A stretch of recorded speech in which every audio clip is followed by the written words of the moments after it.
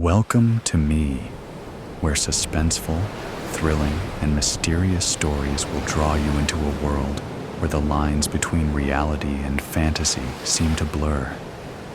When the night falls, when all the sounds gradually quiet down, leaving only your own heartbeat and breathing, that's when these stories begin. Tensions, unsolved mysteries, moments that will make you hold your breath in fear or curiosity, all are waiting for you ahead. Find a comfortable seat, dim the lights, and let this sound guide you on a journey that is not for the faint of heart. I want each of you to leave a comment sharing where you are in the world. And if you are enjoying the episodes, don't forget to give a like and subscribe to the channel now. Relax. Are you ready? If so, join me in the first story right now. In the alley. In the alley. You never know when or exactly where I, the destroyer, will strike. I respect no one, people, animals, houses, or possessions. Hear me roar as I approach. Dark clouds and sky announce my coming. Witness my violence. Trees fall, glass shatters, puny man-made cars flip over, roofs are ripped off, light poles are bent. There is no stopping me. A storm is coming, Mitzi. I can feel it in my old bones, Gladys Moore said to her cat that morning. Better turn on the news to see if the weather people know anything. Gladys had lived in Grand Island, Nebraska all her life. No stranger to storms, she knew what to do and had ridden out several during her lifetime with only major yard cleanup. She wasn't that worried. She had a cellar. But she hadn't met an F5 yet. Mitzi vigorously licked her ears. Inside the canal, pressure was building. Far away in the distance, her sensitive hearing picked up a rumble of thunder. She raced around the kitchen, her fur standing on end and her tail puffed out.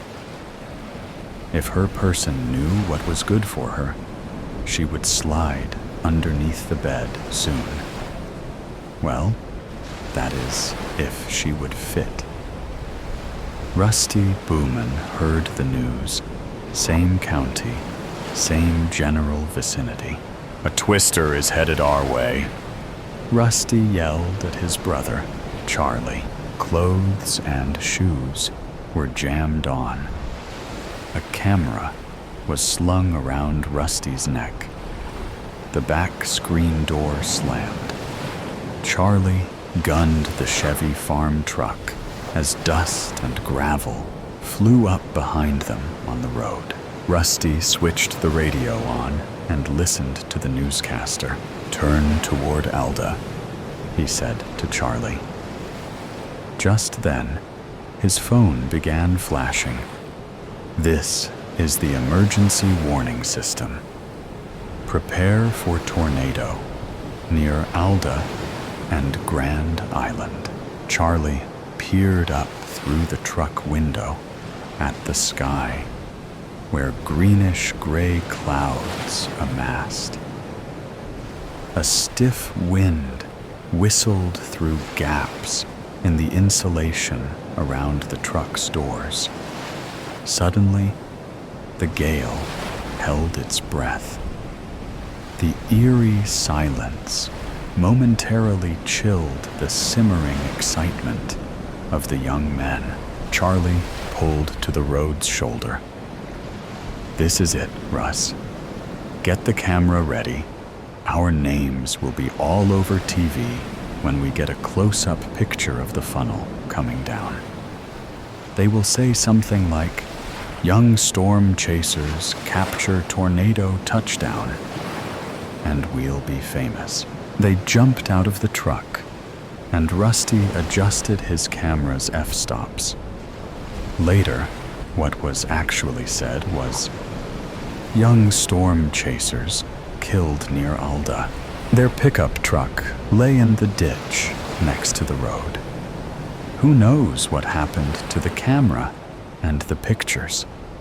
They were never found." "Foolish young men," says the destroyer. "But there is no law that says that people can't be idiots. They got a warning. Even looking at the signs in the sky should have told them I was imminent. No remorse on my part." As soon as Gladys saw the darkening expanse above her house, she put on her sturdy shoes and hung a whistle on a chain around her neck. She called her neighbor, Torrance Fielding. "You headed for shelter?" she asked. "Need anything?" "Yep, going down to keep the spiders in the basement company. Got everything I need. You?" "I'm fine. Just got to sit it out." Her tornado safety list was checked. Food, warm clothing and blankets, a flashlight, first aid kit, her meds, and water. She put Mitzi in her carrier with a soft cloth on the bottom. After several trips downstairs with supplies and her beloved cat, she closed the basement door behind her. A transistor radio would give her news. She put on her bicycle helmet lest something hit her in the head, well away from the small windows. Gladys planted herself in a chair with Mitzi on her lap. Mitzi hated being confined and restless. She squirmed and meowed.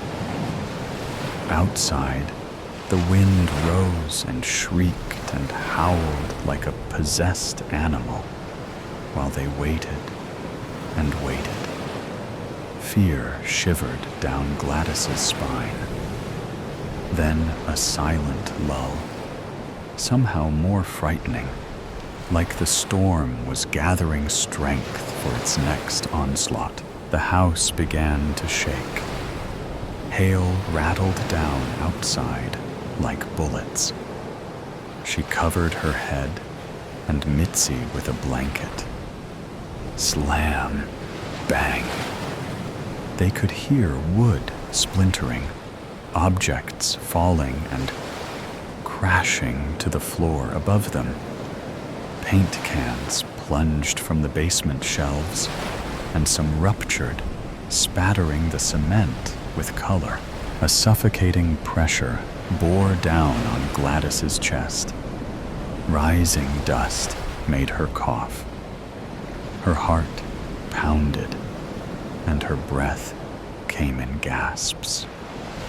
Panicked, she yanked the covering off herself. Bright flashes of light could be seen through the shattered window panes as the tornado passed over them. Debris from outside whooshed in through the broken windows. Mitzi attempted to claw her way out of her prison, but Gladys held her fast. Had hours passed? Again, an ominous hush after the storm had passed over them.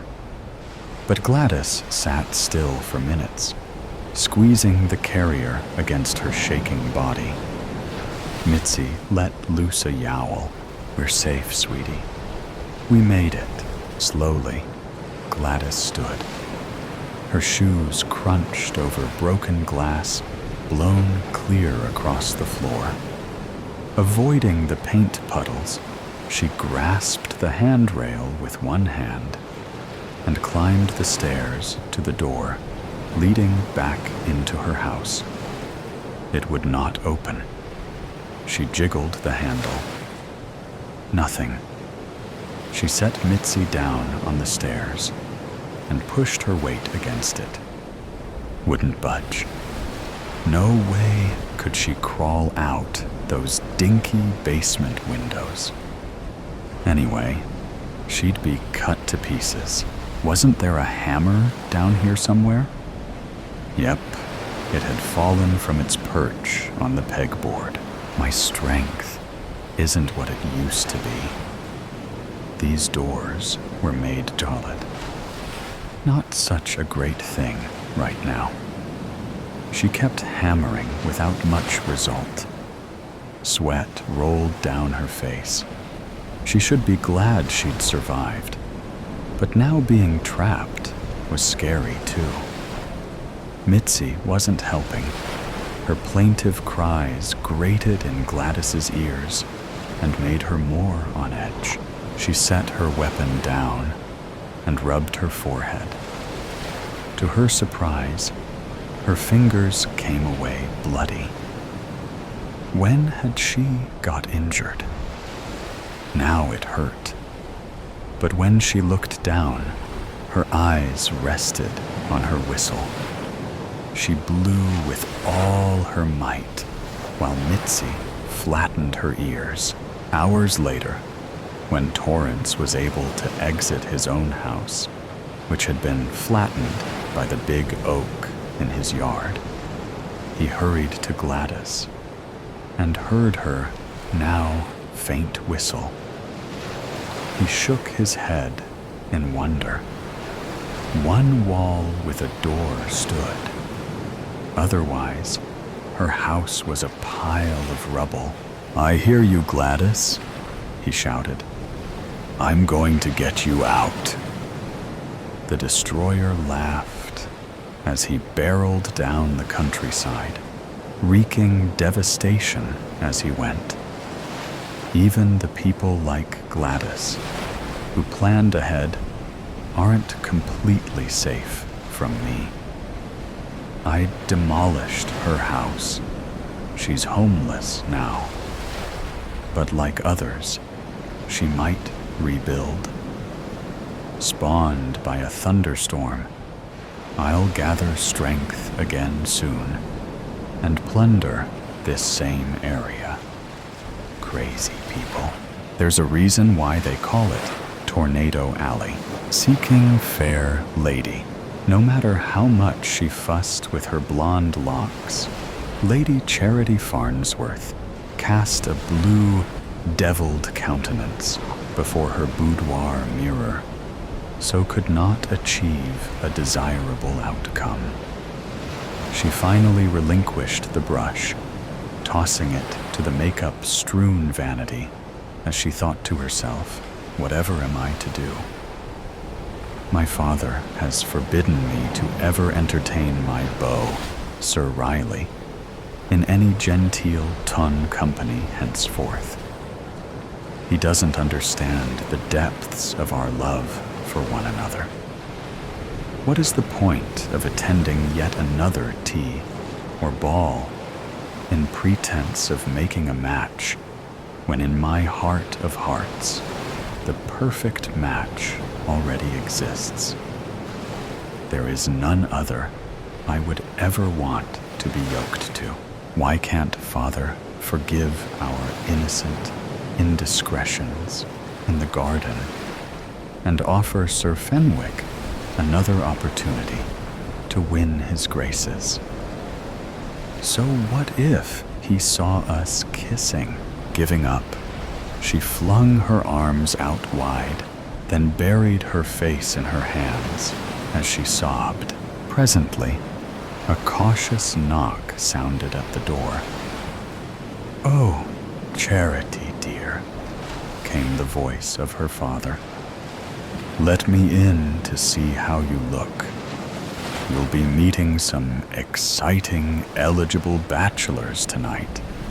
You must be ready. It is time to be going." "Oh, one moment, please. Be right there." She slipped a silky robe over her shift and opened the door. Charity, where is your maid? You are not near ready to go, and your face is a disgrace. Whatever is wrong with you? She couldn't help herself. She encircled his neck with her forearms and cried on the shoulder of his wool spencer, smearing it with rouge.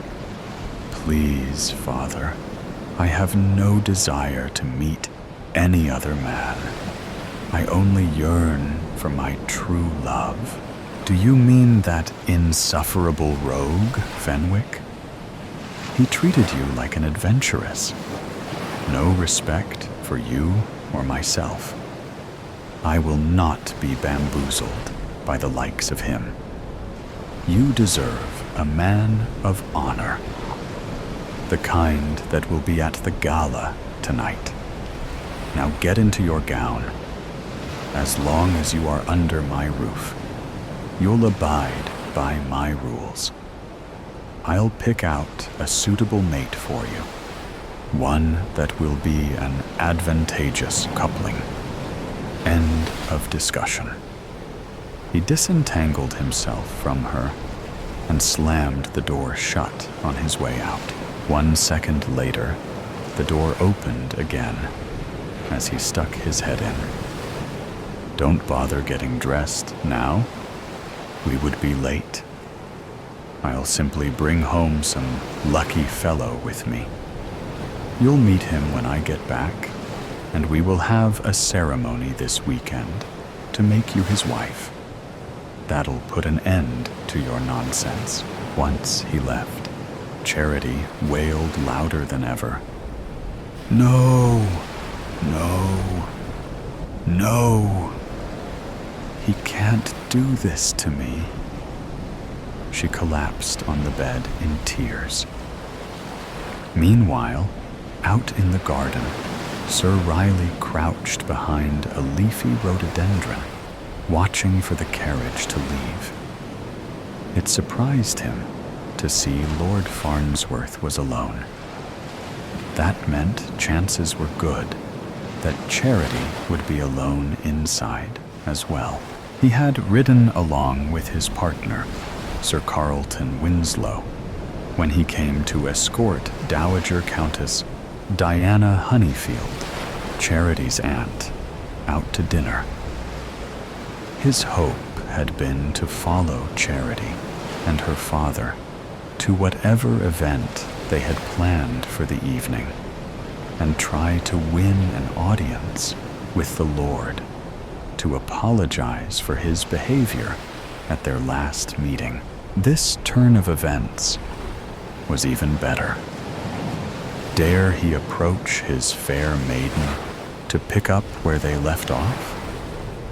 He had gained great strides in having his way with the lass before her father had discovered their secret rendezvous in the dark garden and forbade them to see each other ever again. It was a risky plan, but with aplomb, perhaps fortune would smile on them, and her father could never deny them, given the right circumstance. His heart was pounding. If he could just get inside and convince the fair maiden to let him come inside also. His hands sweated as he hoisted himself up the giant oak that spread branches out toward what he was sure was her dressing room window. Twigs snapped and leaves rustled. Hopefully, no servants were close enough to hear his clumsy ascent. When in position, he could peer through the gauzy curtains and see her sprawled on the bed, wearing little other than a flimsy robe. His excitement heightened. He threw twigs to ping on the glass and cautiously called out her name.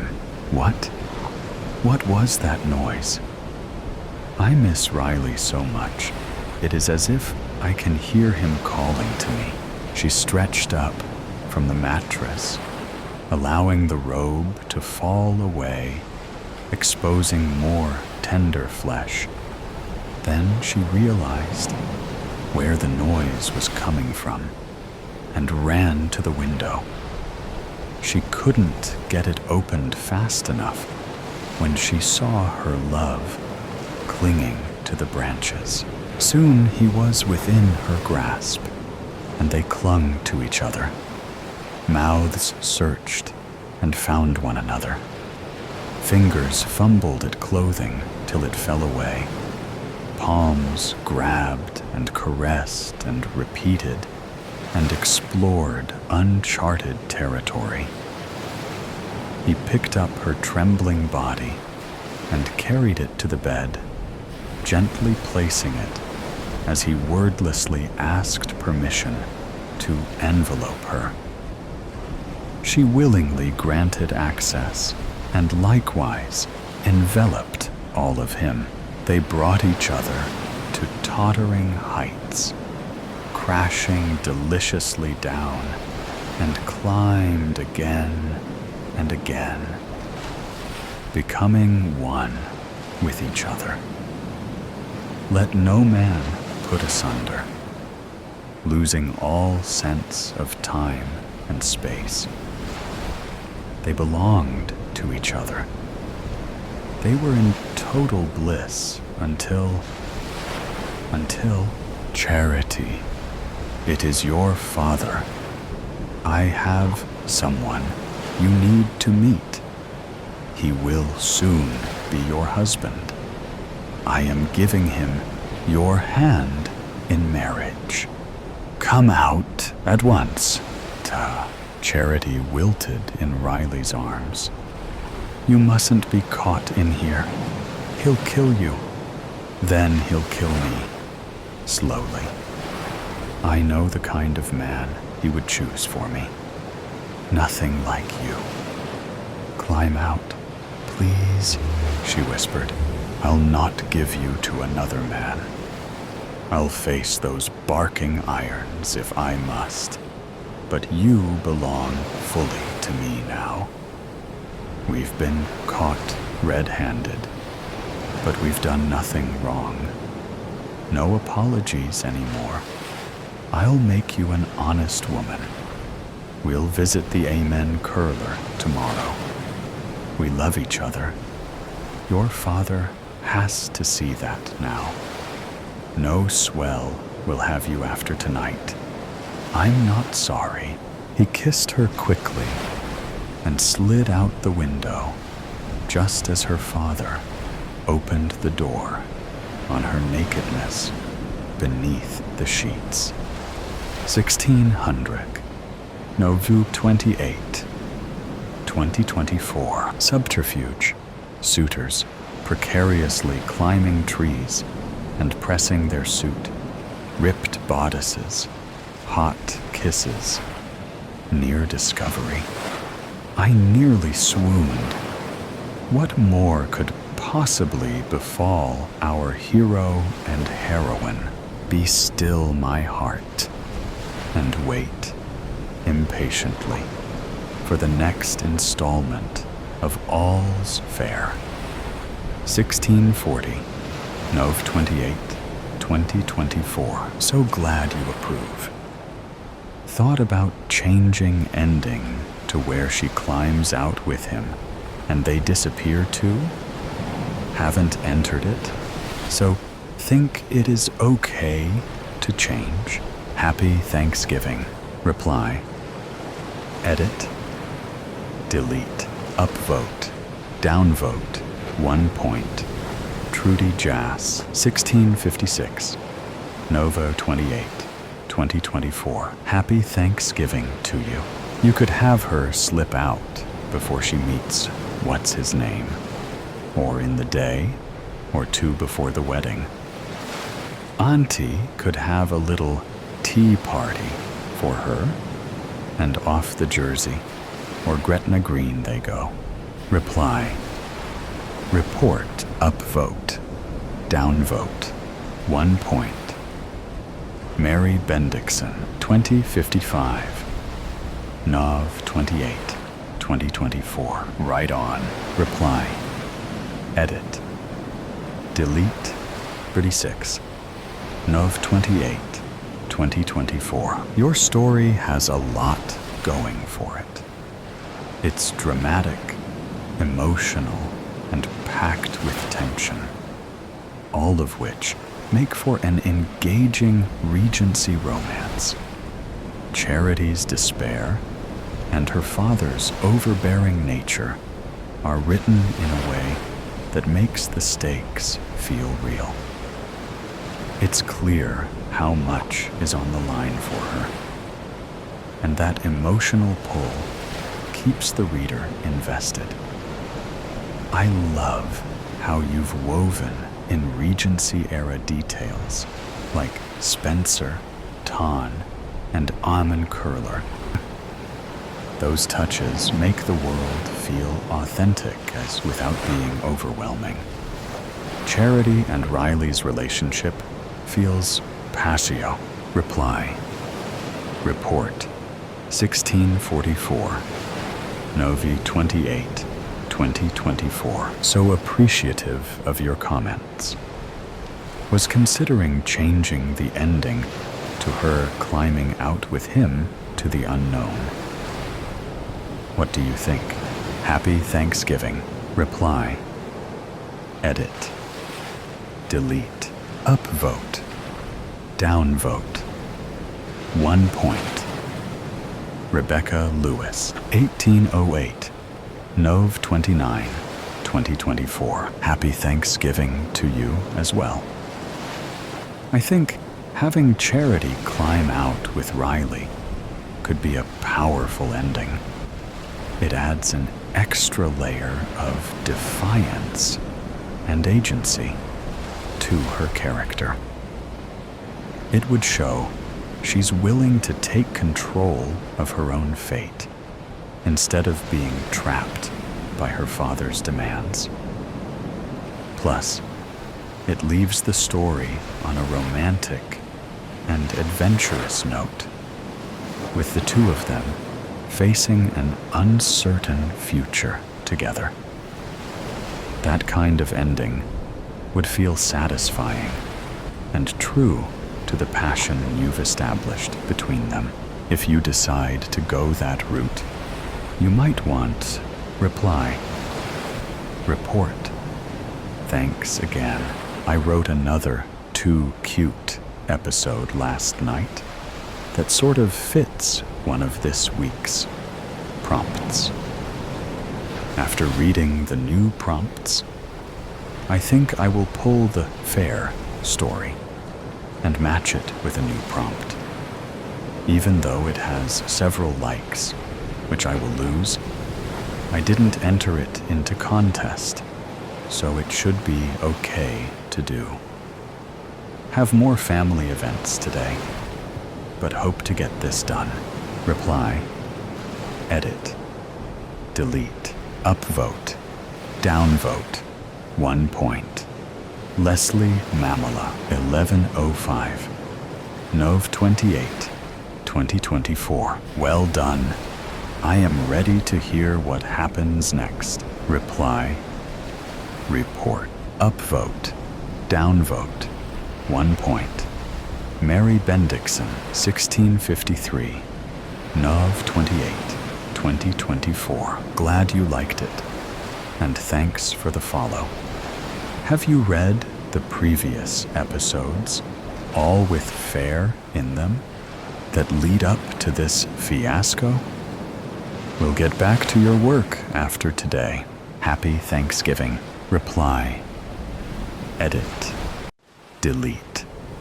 2020. Nov 28, 2024. Not yet, but I will. Happy Thanksgiving. Reply. Report. Upvote. Downvote. 1 point. Thomas. Wetzel, so 749.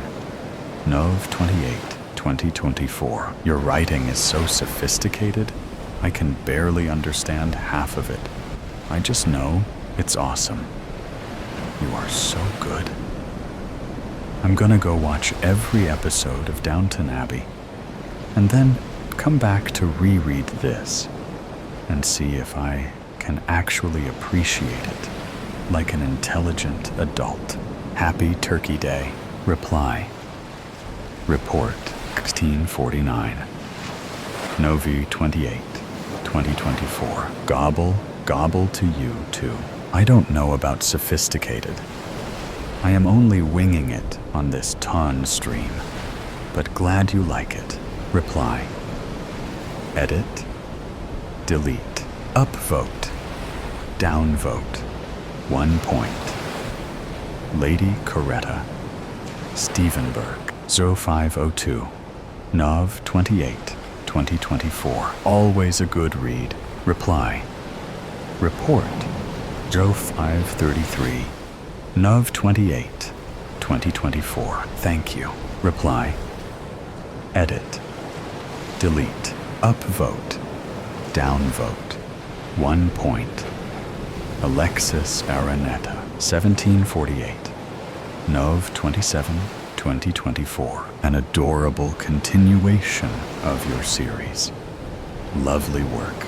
Reply. Report 1931. Novi 27, 2024. Thank you. Do you think of this as the finale, or does it go on? Reply. Edit.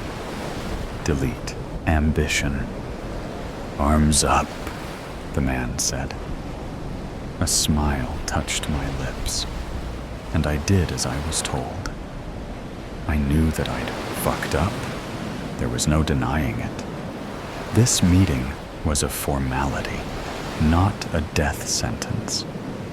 I lifted my arms lightly above my head. My suit coat hung along my shoulders like torn-back sails. The man patted me down, unholstered my gun, and tucked it along the back of his waistband, and I looked at him with a questioning glance. The nerve of this one, I thought, but remained silent, smelling the wafting cigar smoke pouring out of Father's office. You'll get it back when business is concluded. This your only piece? He asked, sizing me up.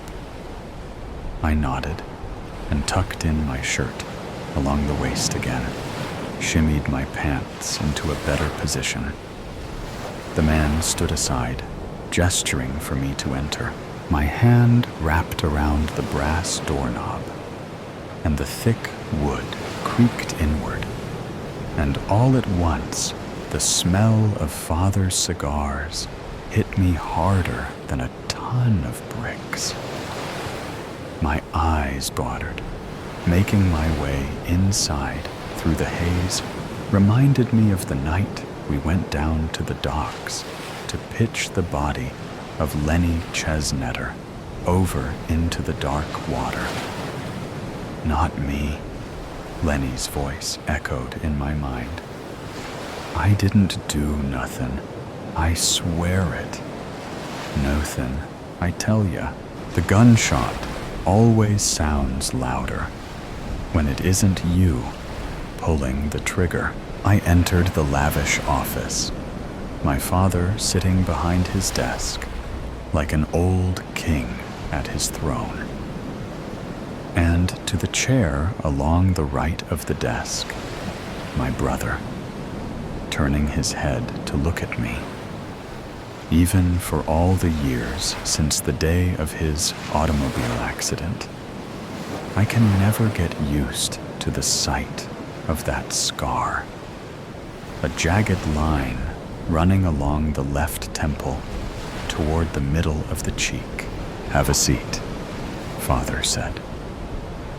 I listened to my shoes clacking across the hardwood, listening to the sounds of the door shutting behind me, but didn't have to look back to know that the man outside had done it.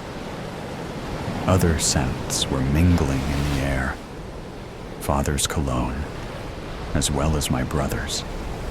One of the housekeepers had set up a bouquet in this dark room, as if it had seemed to mask the constantly wafting cigar smoke drifting up toward the ceiling. It didn't.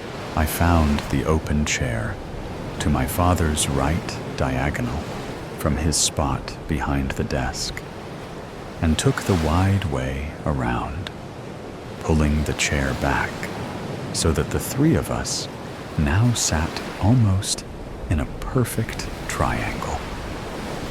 I did this because whatever bad water had been spilled between my brother and me, I wasn't in a fighting mood. Maybe it was the Irish in me, some instinctual thing to wanna fuck strange women and fight all the goddamn time.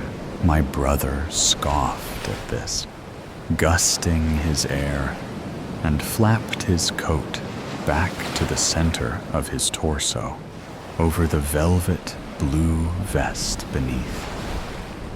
A single gold chain clipped to one of the buttonholes. The same pocket watch I gave him for Christmas 2 winters ago. I sat with ease and crossed my right leg over the other.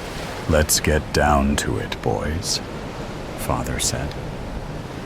"Which one of you did it?" There was silence for a moment. My brother and I exchanged a glance, not saying a word. "All right, if that's how you want to do it," he said, pulling back one of the desk drawers and withdrawing a Colt 1911 .45 semi-automatic pistol. He thumbed back the hammer and pointed at me. "Which one of you sons of bitches killed Jimmy Booker?" "Oh, you think I fucking did it, do ya?" I asked with a sneer. "Go on then, shoot me. Get it over with," I said, resting my hands along the armrests. In truth, I didn't give a shit one way or the other. I looked over at my brother, trying to read his expression, but he sat there with a calm that I'd only ever seen a few times before. For once, I was the loose cannon here. For once, I was the one losing my mouth, when what I needed to do was shut the fuck up. "Why don't you point the gun there?" I said, pointing at my brother. "He's always the one stirring up problems in this family. Put one right between his fucking eyes and let's get this thing over with." The sound of the gunshot was deafening. I flinched at the recoil and, to my amazement, realized that I'd still been alive. My eyes widened as a smile crept onto my face. I looked at Father. The gun had been pointed upward, and the muzzle drifted a thin line of smoke from the barrel up to the ceiling, where it mixed with the wafting cigar smoke. "Are you fucking crazy?" I asked, sitting forward. My foot dropped to the hardwood floor with a thud. "You know how many coppers walk these streets?" I asked, squinting at him. "I own the cops," Father said with a smile, and set the gun down atop the desk there, where it sat pointing between both of us, and not at one of us in particular. Father picked up his cigar and gently rounded the ash from the lit end, brought it to his lips where he bit down lightly, perching it along the corner of his teeth. "I'm gonna ask you both again. Which one of you did it?" he asked, drawing on the chewed bit of his cigar, with a wash of gray smoke drifting down from his parted lips. His wrinkled eyes studied us one by one. "Does it matter?" my brother chimed in. "That guy was a crook. Bookie or not, he's been stealing from us for years." "Not us," he said. "From me. And I know that he's been doing it. But what both of you don't know is that Jimmy Booker has been fixing bets for the better part of the last 2 decades. It was only a matter of time before we took the hammers to his kneecaps. But I would have let him live. You smug prick." Father leaned forward and stared at brother. "Scraps. That's what he took from me. Scraps. Like a dog. And one of you 2 numbskulls whacked him before I could set him down and get the truth out of him good and proper." Father sat back. "Besides, nobody gets snuffed out in this town without my saying so. Not even my dumb fuck, petulant rat children, prancing around like they're doing the Lord's work. Is that what you thought you were doing? The Lord's work?" He slammed his fist down along the top of the wooden desk, killing a man in broad daylight. 2 days before the race of the fucking century.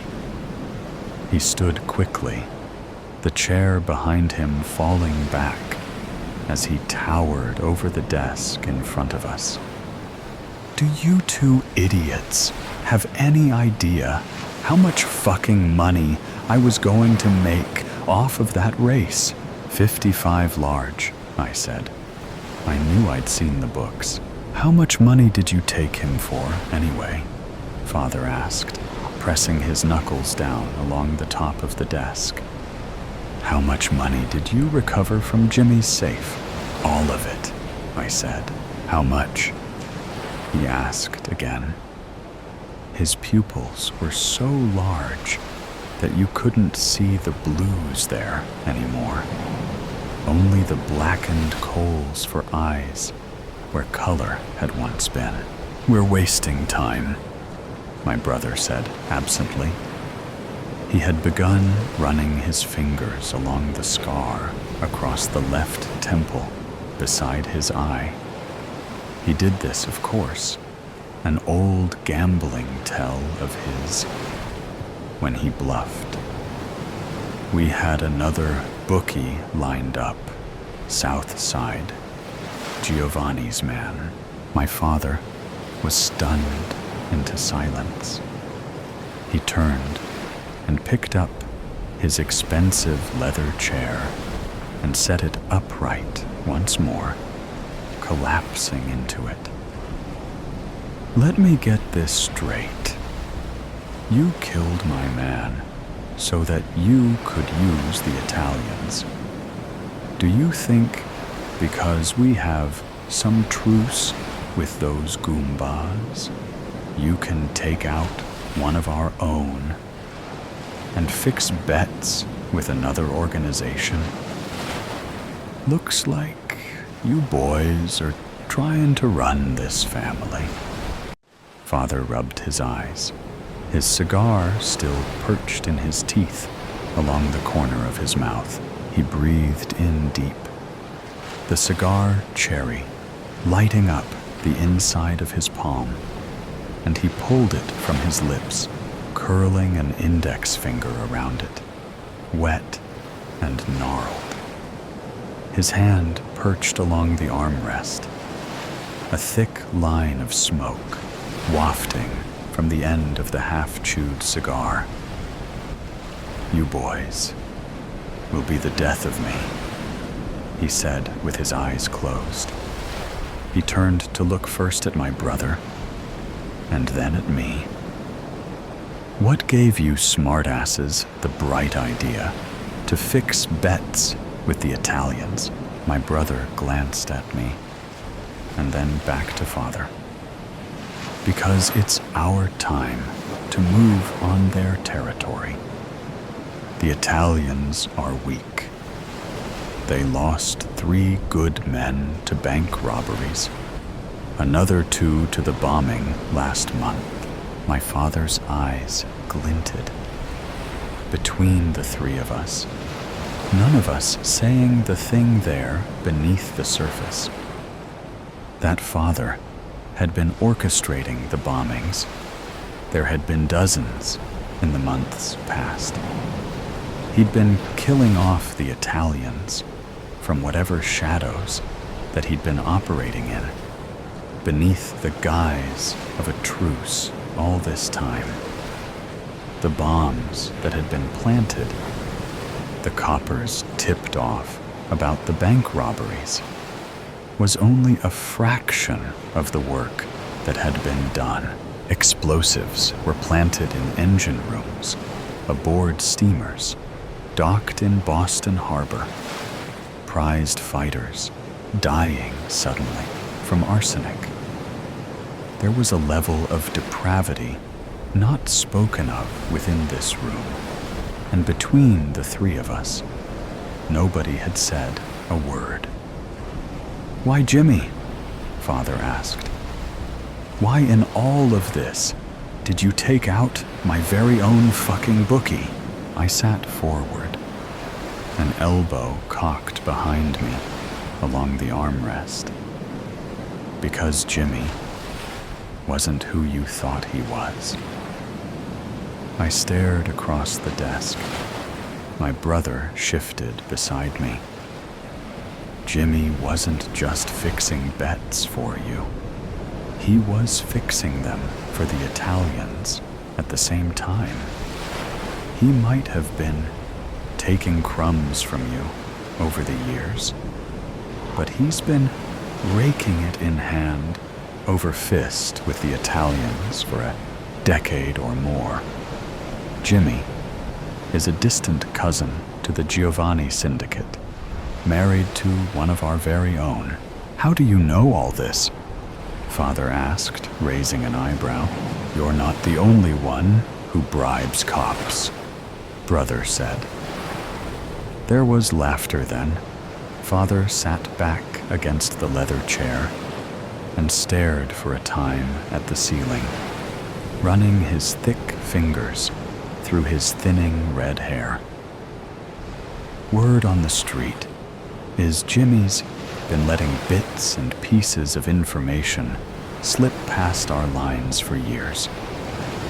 How do you think the Italians were able to take the South Side so quickly?" Father, puzzled by this, shook his head and sat up once more. He centered himself behind the desk and laced his fingers. He seemed to know without knowing. "What do you suppose we do about all of this?" he asked, looking at me. I looked at my brother, who finally smiled. "We know the name of their horse," Brother said. "Consider it a parting gift from Jimmy." The next day had been one of the fairer ones of the season, almost pleasant. The sun was shining brilliantly overhead.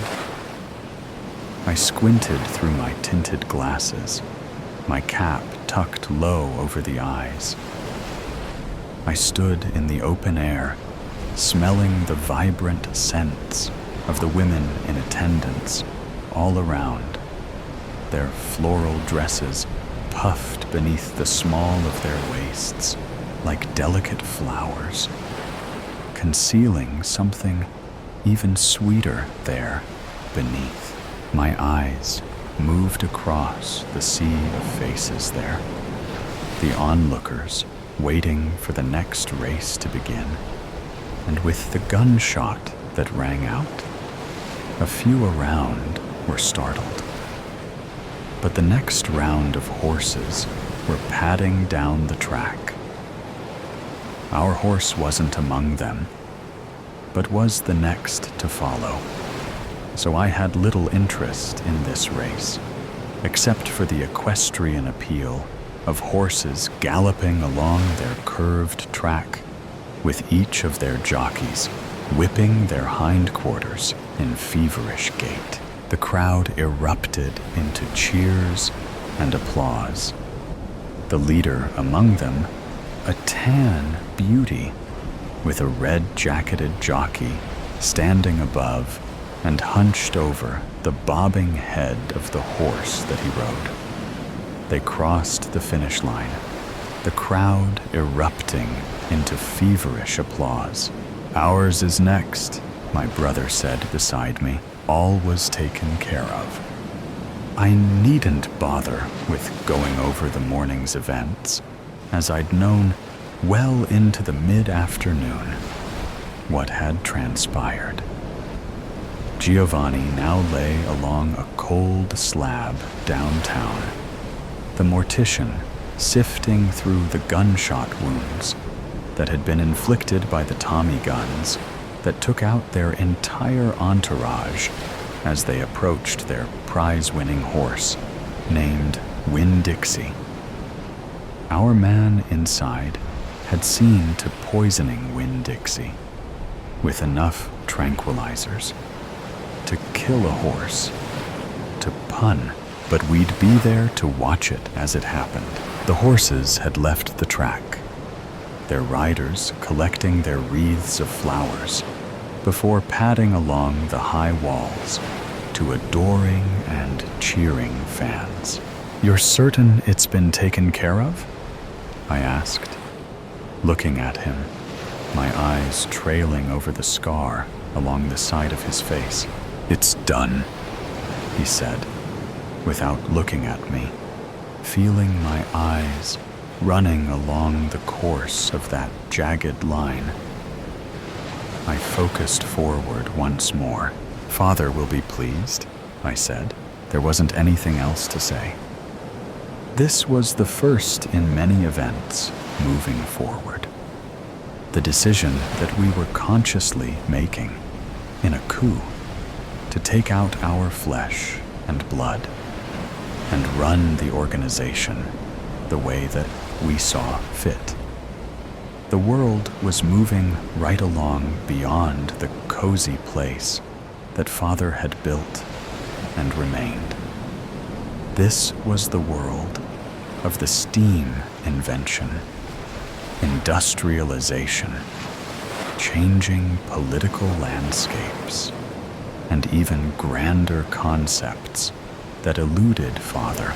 It seemed that in just an evening's pass, the world had left him there, a fossil amongst the living, and that no world would welcome his old ideals and aging perspective.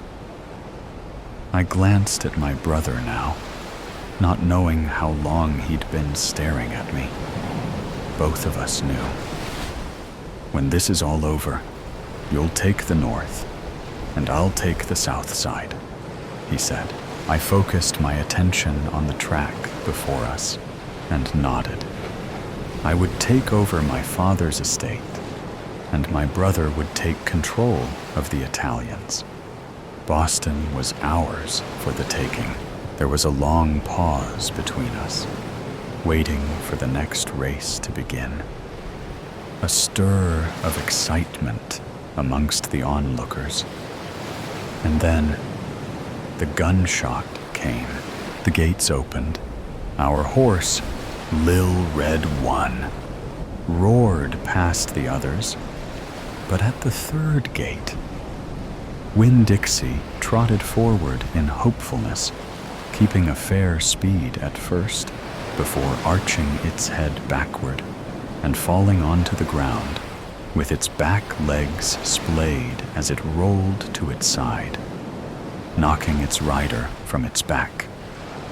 Everyone jumped to their feet, and stood watching the downed rider, Winn-Dixie, writhing in pain, kicking its legs beneath it as it lay upon its side, bobbed its head as it scraped gently along the ground there. Everyone around murmuring with feverish anxiety. Winn-Dixie, panting, kicked its feet a few more times, stopped, heaved, and let out the last of its breath. Lil Red One crossed the finish line in first place, without the other riders knowing what had happened. I glanced at my brother. The crook of a small smile touched his lips. I looked back to Winn-Dixie, forgetting all about our own prized horse winning the race, and stared with wide eyes in horror at the fallen stud, with his rider knelt beside it. One small hand rested along the rib cage of the dead animal. "That settles it," Brother said. He turned to look at me, and I to him, finally, forcing my eyes from Winn-Dixie. "Pleasure doing business with you," he said, extending a hand. I shook it, feeling the embrace of my brother there amongst a crowded bandstand of race enthusiasts. For a moment, I felt the warmth of his hand, a subtle reminder of the man that he was, a handshake with someone that I loved, and then felt the cold and calculated business transaction that had just concluded. "Till we see each other again," I said. We parted there. He took his leave and mingled with the crowd beyond, making his way down the steps, rounded the corner, and was gone. That was the last time that I'd spoken to my brother aloud. Not long after the events of that day, my father had been fatally stabbed to death late one evening. Of course, this was part of the plan all along, though I had never been the one holding the knife. It was my brother, releasing us unto the splinters of this syndicate. It wasn't long before the fires started, as his men had been ordered to take out the Italians in force.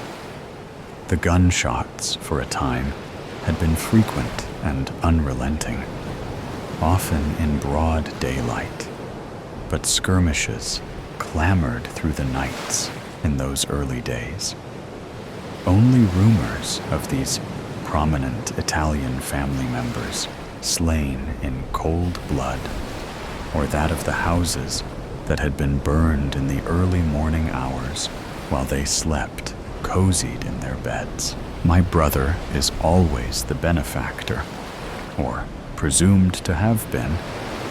As I sat in Father's study, swirling a brandy, I'd not had the slightest care. My brother, unbeknownst to him, had been working for me all along, doing the dirty work with blood-stained hands, as the plans that I'd set into motion had finally come to pass. "Cheers," I said, raising a toast. "Search, and you might find.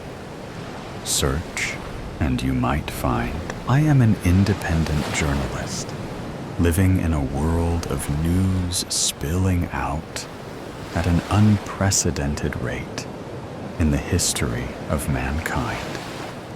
Much of it was false, without any factual evidence. Lies and untruths seemed to be the norm. Each morning, when I opened my computer or picked up the mail, it took a good hour to sort through the garbage. Today, I had a pleasant surprise. An invitation from an old friend to spend a quiet weekend in his country manor. It was about 2 years ago since I last saw him at Penelope's wedding. We had a bet their marriage would not last 5 years. As far as I knew, she was still married. But she remained a very demanding woman.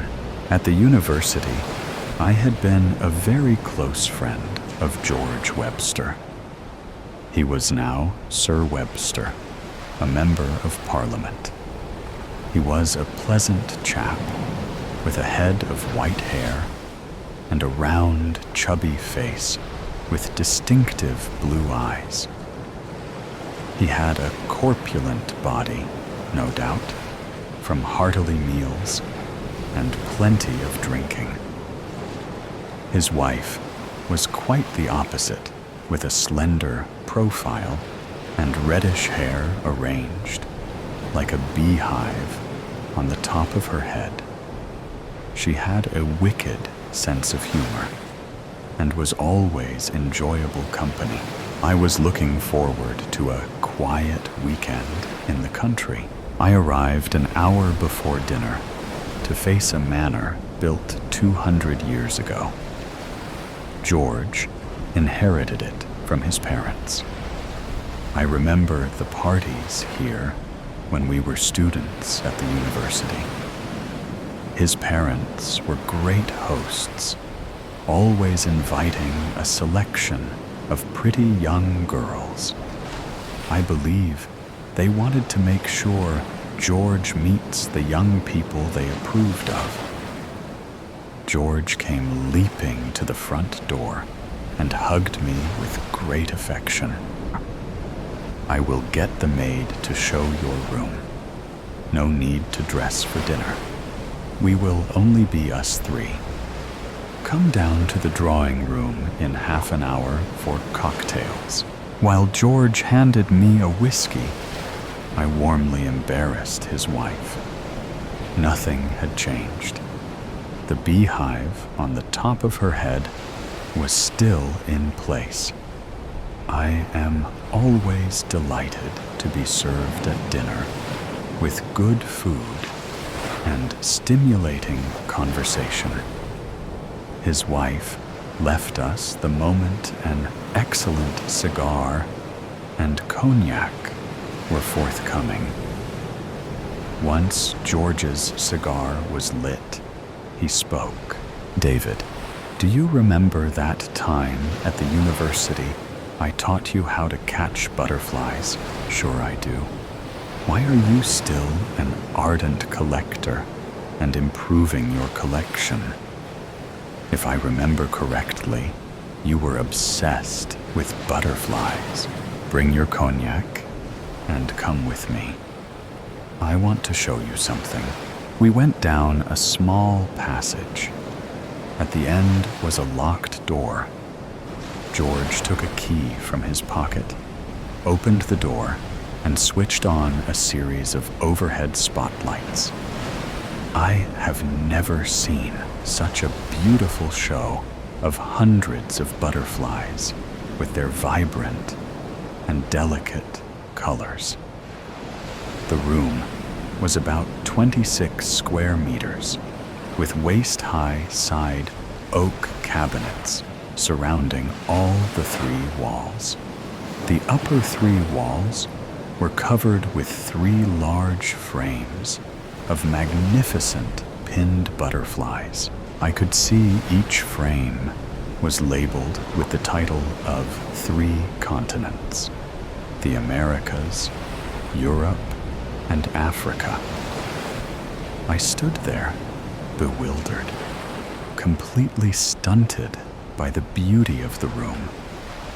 As I walked in, I noticed a large, comfortable couch in the middle of the room. It was unusual in that it had 2 sides, allowing one to change their position in order to view all sides of the room. In front of each side of the couch was a coffee table. I turned around to view the wall in which the door was positioned. The wall was covered with a wall-to-wall library. George suggested we should sit down. As you notice, I specialize in rare butterflies from 3 land masses. You will notice there is a gape of 2 butterflies in the Americas display. 1 the European and 2 on the African. Under each butterfly, I always mark the date and place it was found.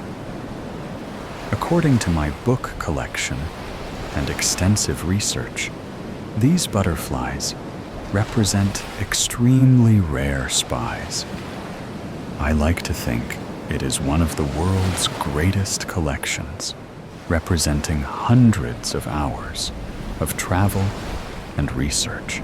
To be complete, I need to fill in the 5 missing specimens. George, it is totally amazing. The display of these remarkably beautiful creatures makes one feel belittled when compared with the creations of nature. What's in the drawers below? More butterflies that I thought were interesting on my travels, searching for that rare specimen, as I am known throughout the world as a collector. I have a network of people that inform me that they have seen a rare butterfly. The world has many well-informed amateurs interested in these creatures. In fact, last week, I had a call from a friend in Zimbabwe saying that a flame-bordered carex had been sighted near Victoria Falls. This is one of the extremely rare butterflies I am missing in my collection. Unfortunately, at this time, I cannot leave for Victoria Falls. David, do you want a free 2-week holiday in Zimbabwe? I don't understand. So, well, you could go and spend a few days looking for this rare butterfly. I know you are very careful in netting butterflies without damaging them. The whole trip would be my expense. Supposing I did net this rare butterfly, how would I get it out of the country? No doubt these creators are protected by strict export laws. You are right, and collectors like me have to be very careful. In the case of Zimbabwe, I would ask you to deliver the specimen to a friend in the capital, Harare. He will then carefully pin it into an old collection of common butterflies that Victorian families love to collect and frame. He will then ship it out to a London antique dealer. This rare butterfly, mixed in an old frame, will go unnoticed by the customs. I can see you are well versed in extracting these treasures from various countries. I have never been to Victoria Falls. They say it is one of the world's spectacular sights.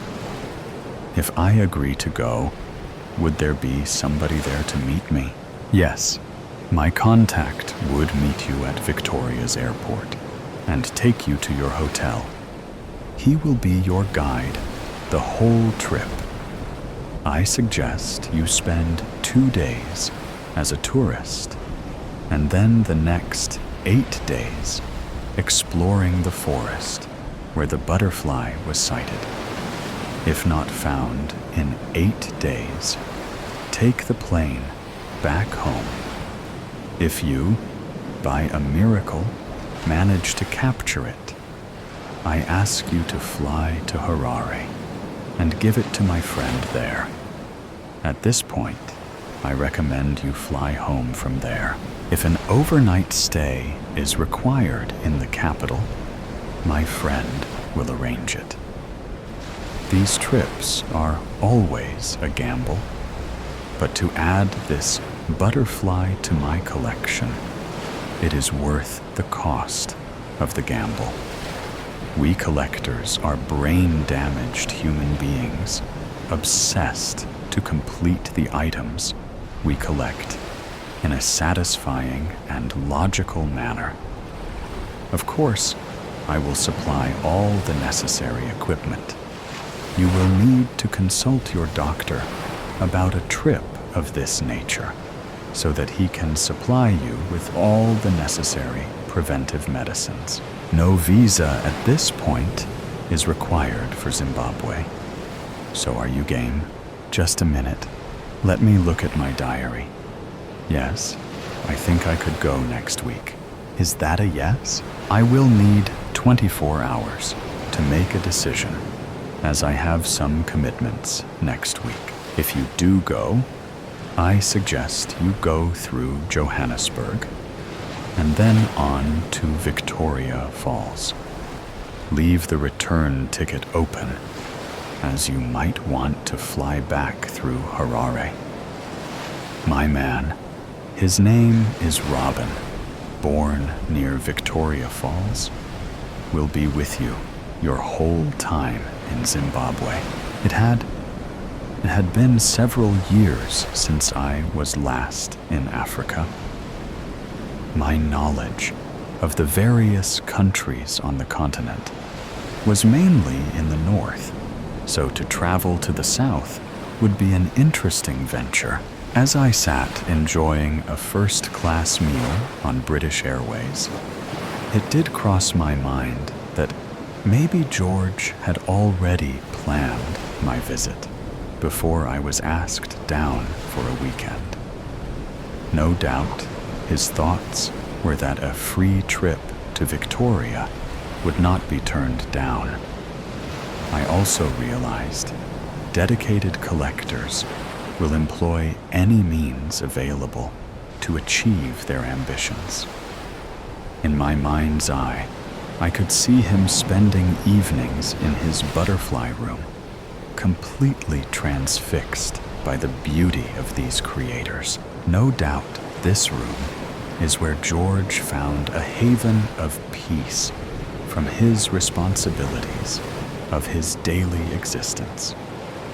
These butterflies not only were creators of extreme beauty, but represented for George a lifetime of dedicated research and traveling to far-off lands to find the rare specimen.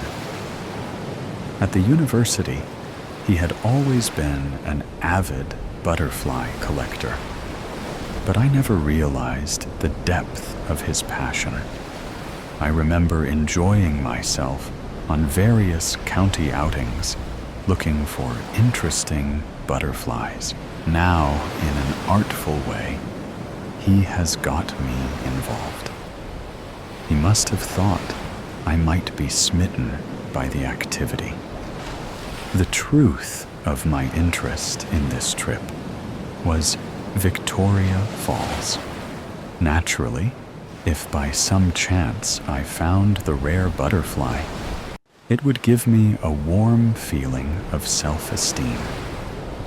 As the air hostess passed, I ordered a glass of champagne and toasted to my success. The African journey had begun. First to admire the falls and to search for the missing rare specimen. Johannesburg Airport was vast, obviously with no restriction on land constraints. No doubt, copied from the American and European textbook. You had to walk through large shopping malls filled with many life-size copies of wild animals made out of various woods, clay, and other materials.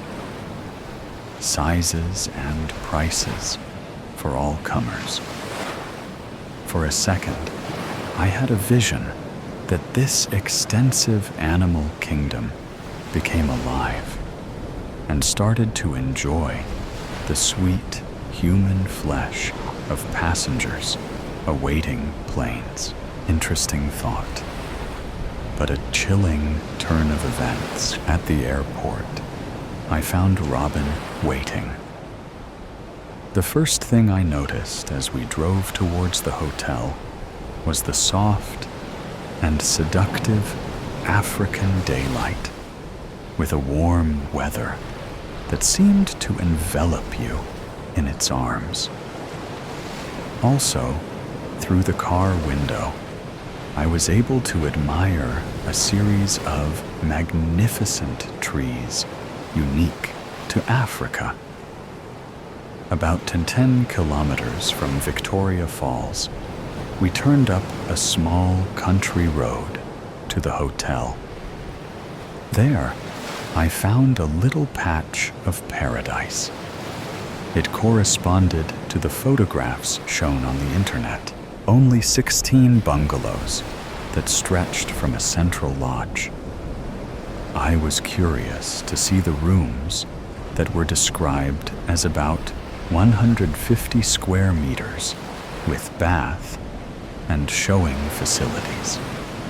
Lounging space with a king-sized bed area protected by a mosquito net.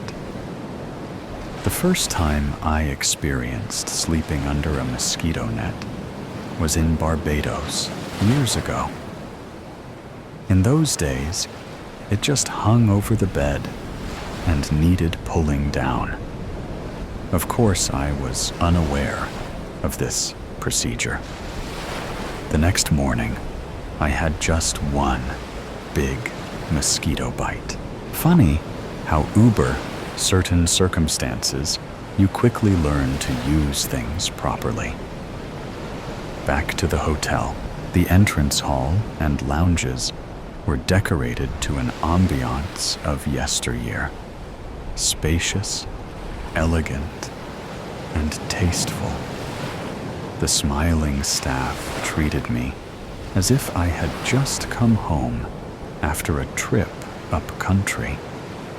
I had a vision of wearing riding boots, putting my feet up, and asking someone to pull them off.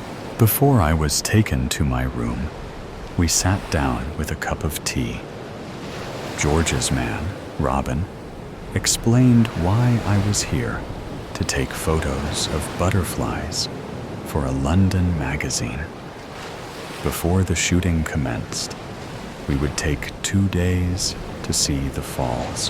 While drinking our tea, the hotel's hostess kindly explained that to walk the length of the falls is a 2.4 miles walk with several stops to admire the view. Also to dry out from the spray and mist generated by the falls. As it was the rainy season, the falls would be near their maximum flow of 2,800 cubic meters of water per second, as opposed to 300 metric cubes in the dry season. We decided to visit on the first 2 mornings. Now to the room. As we entered, I had the feeling of being introduced to Zimbabwe under British rule. This was the state of play. Everything and everybody has their place. I walked through the room to the balcony at the far end, noticing on my way a bar full of all the drinks imaginable.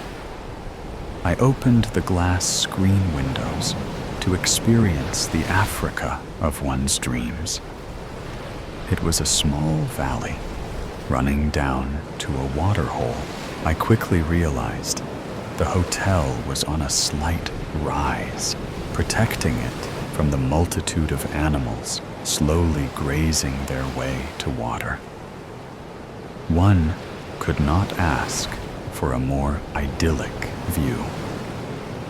I was to spend a few hours on this balcony, just observing the animal kingdom, going about their daily lives.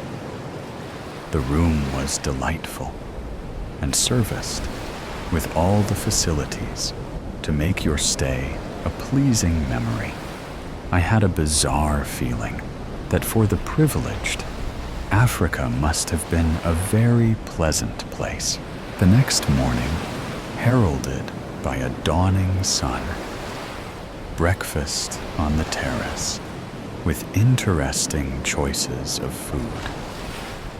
Robin drove me to see the falls.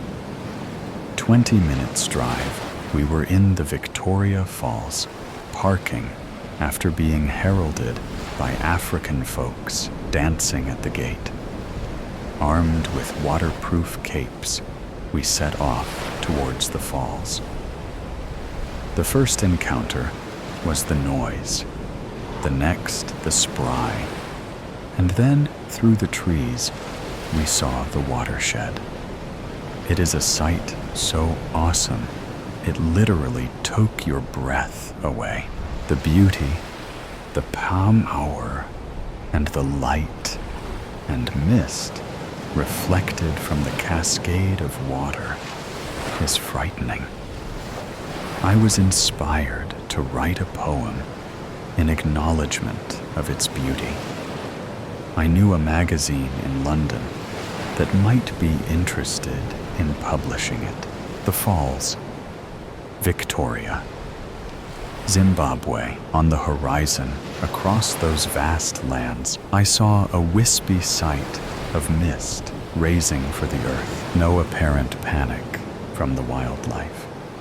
A fire, it is not. The nearer I get, a rainbow arching is beauty skywards. Then I heard the rumbling sound like thunder. There, covered in spay, is a mystery and magic that unfolds. Gigantic, awesome water falls from majestic heights, falls in torrents of spectacular proportions, careers deep into the river below. The beauty of the falls is in its majestic power, a never-ending cascade of turbulent water. This power dominates your mind and soul.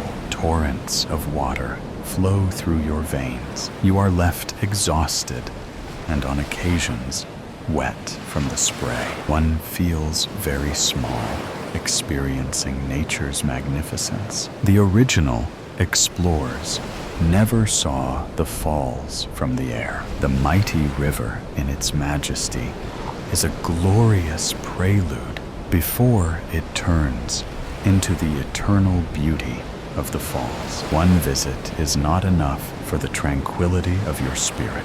The second visit, the falls were shrouded in mist and stray. Then, by the hand of God, the curtains opened, all her power and glory exposed to the naked eye. In bended knee, you threw your arms to heaven in admiration. We spent the next day at the falls. Their splendor and magic had the same force of attraction as the previous day.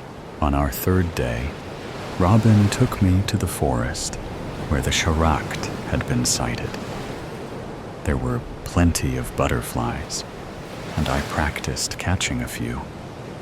When I let them go, I enjoyed watching them fly into the magnificent trees. Robin was most amused. He told me he had spent many days with George, chasing butterflies. It was my fourth day in the forest, after spending many hours walking and watching the constant movement of these colorful creatures, that we saw the butterfly that George hungered for to complete his collection. There it was, on a branch, enjoying the evening sun. I took a deep breath, moved slowly and quietly forward. All my practicing of using the butterfly net paid off. George had provided me with a special prepare box to keep the precious creator in. That night at the hotel, we had an excellent dinner. with champagne. The next morning, we left for Harare. Robin and I found with difficulty George's friend in a scheduled part of the capital. He was a taxidermist, owning a store full of the various wildlife found in Zimbabwe. Once, he saw the butterfly that George had already contacted him about his face lit up with excitement. I never thought you would find it. Incredible. My friend George will be in seventh heaven. Later that day, I said goodbye to Rodin and gave him a handsome tip for all his kindness and help. Sitting on the long flight to London, I thought about my little adventure. 2 days as a tourist, visiting one of the world's great wonders was like a dream. Then, a few days tramping through the forest, searching for a rare butterfly, had the thrilling flavor of the chase. Completing my mission was a very satisfying end. 3 weeks later, when picking up the morning mail, I noticed a letter from George. He told me everything was in order. There are no words to thank you. When you have a moment, come down to see us. He enclosed a handsome check for my intervention. David Nutt, December 2024. The shadow of the past. In the depths of the hospital's darkest ward, I sat beside my grandfather's bed. The only sound, the faint hum of the life support machines. The air was heavy with the stench of decay, and the flickering fluorescent lights above cast eerie shadows on the walls. "Kiddo," he whispered, his voice like a rusty gate creaking in the wind. "I got something to tell you." I leaned in close, my heart racing with anticipation. "What is it, Grandpa?" He took a deep breath, his chest rising and falling with the effort. "I was involved in a ritual many years ago. A young woman was sacrificed, and I helped cover it up." I felt like I'd been punched in the gut.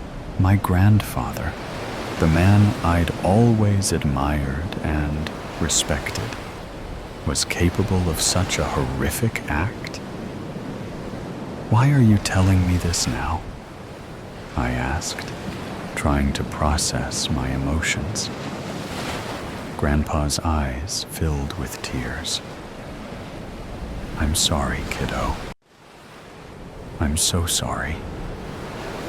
I've carried this guilt with me for so long, and I don't want to take it to my grave." I looked at my grandfather, seeing him in a new light.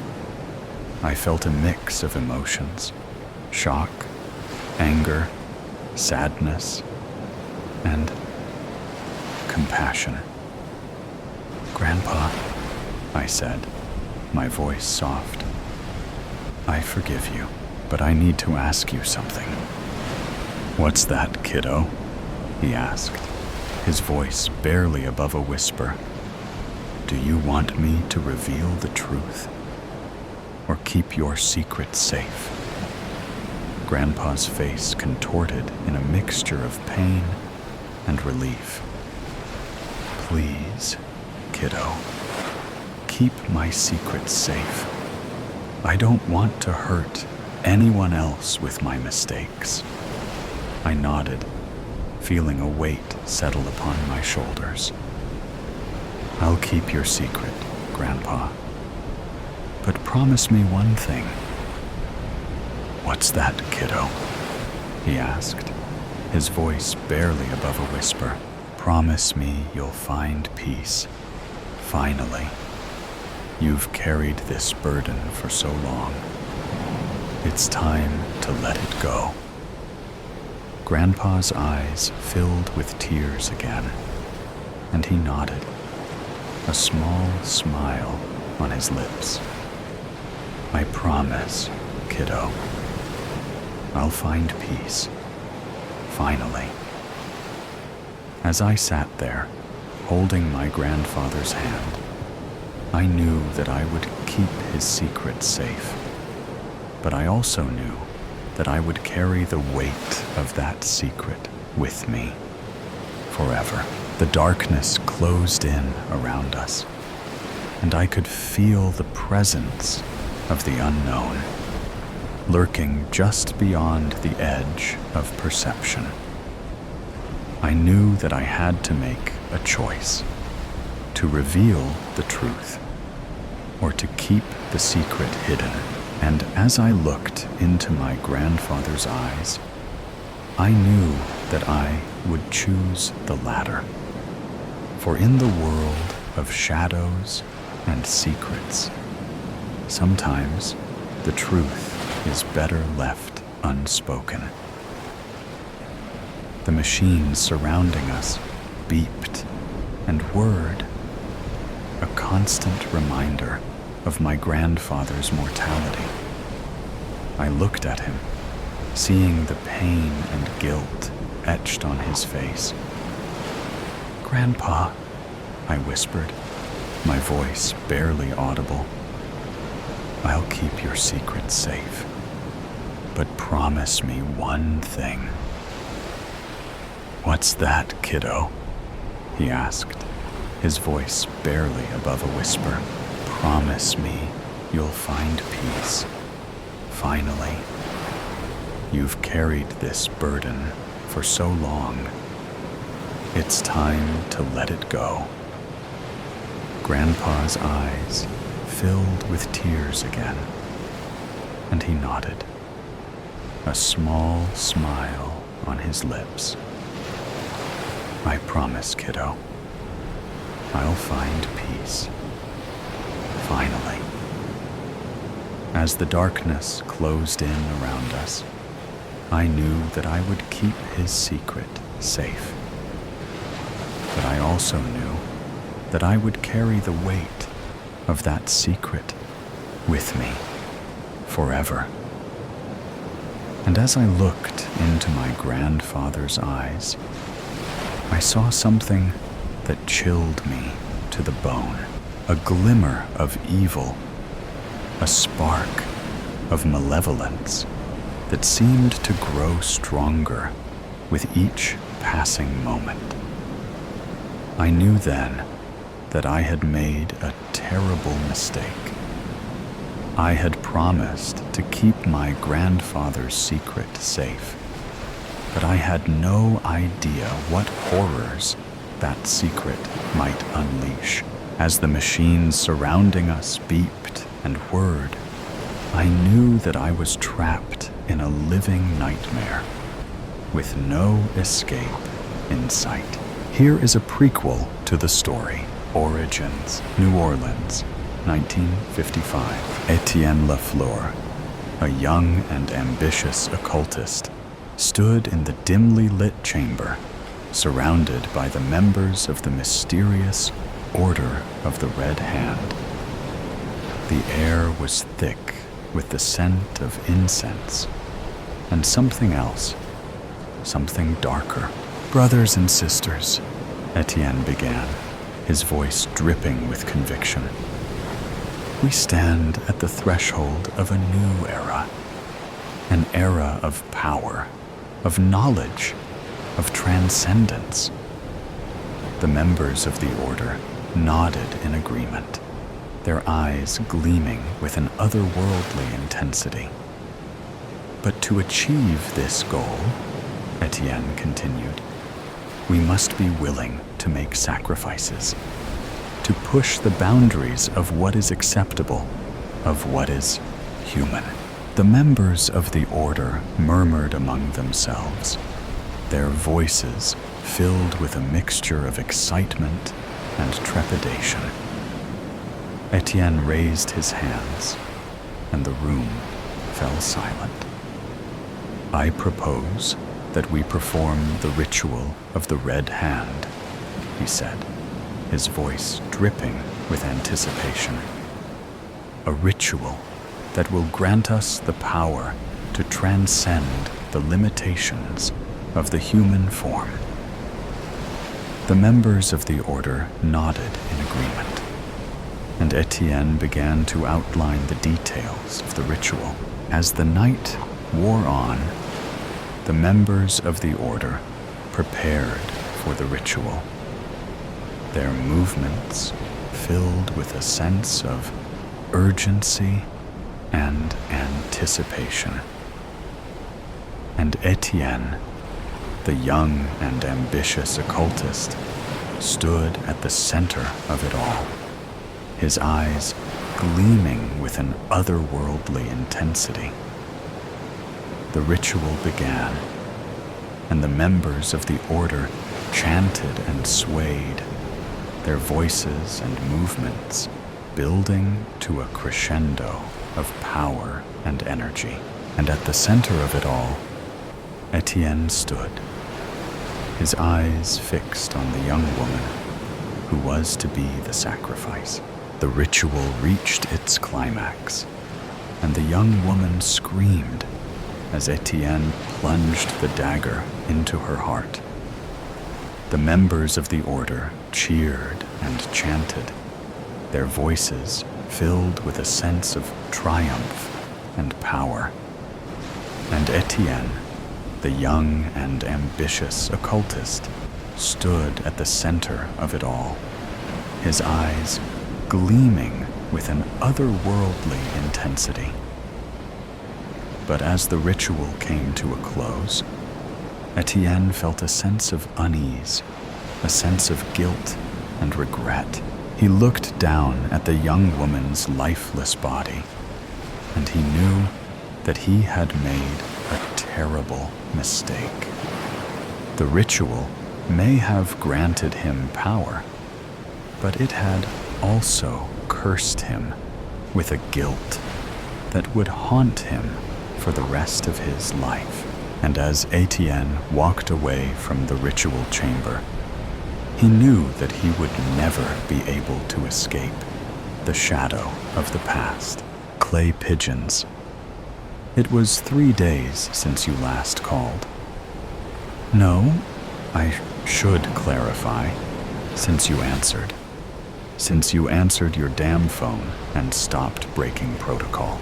And it's not like you didn't know the rules. You needed to check in once every day, not every 24 hours. Every day. Thursday before midnight, and then Friday, just as the day turned, counted as 2 check-ins. Yet you never stretched it like that. Always called at noon sharp. Another day where you were human and in vicinity of your landline. Mark had been huffing and puffing since day 2. But I assured him this wasn't like you, that something big and horrible and terrible must have happened. Maybe you were laying prone on the floor of your living room, and I was sheltered here, wondering why you weren't calling, while I should have been the one calling for help. By day 3, I was spiraling. You were caught in a trap. You were dismembered and possibly disemboweled. You had lost all sanity and feeling. Mark warned me that 24 hours more and we would need to call in control. I snapped and informed him I was perfectly aware of that, as well as I was perfectly aware of what control would do to you. I pleaded with him to give me your address It was against every rule in the book. But I was sure he would understand. After all, you had been so diligent with it all. We never had to ask you for anything. You always did your check-ins and checkups by yourself. The phone kept ringing. By day 4, he relented. The first thing I noticed was the curtains. They were green and closed shut. A flyer was on your porch, flapping furiously in the wind. Its pages turned, advertising deals in meat and shampoo. Your house was straw, with flaying blue paint and a wrap-around porch. You had plants, and their leaves were dropping in thirst. I knocked on your door twice. You had one of these old-looking knockers, leaving the smell of iron lingering in my fingernails. I don't know what I expected. A hovel, perhaps, or a burrow hole, but everything looked very human to me. Or maybe it was all an act, and you were living in the garden hut. I circled the house, looking for any signs of life, and found none. Wind chimes were swaying softly in the distance, filling the air with a clicking sound. It sounded like a clock counting down. I knew I shouldn't, and under any other circumstances, I wouldn't. But I pressed my nose to your windows, one by one, hoping for any movement or sound from within.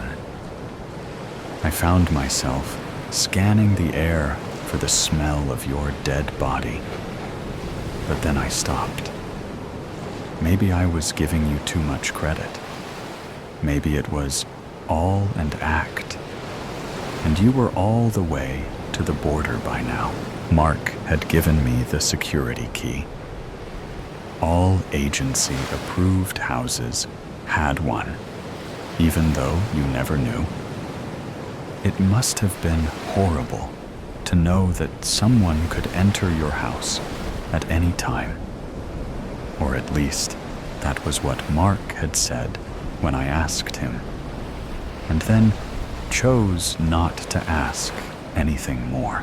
The door creaked, letting in an arc of sunlight.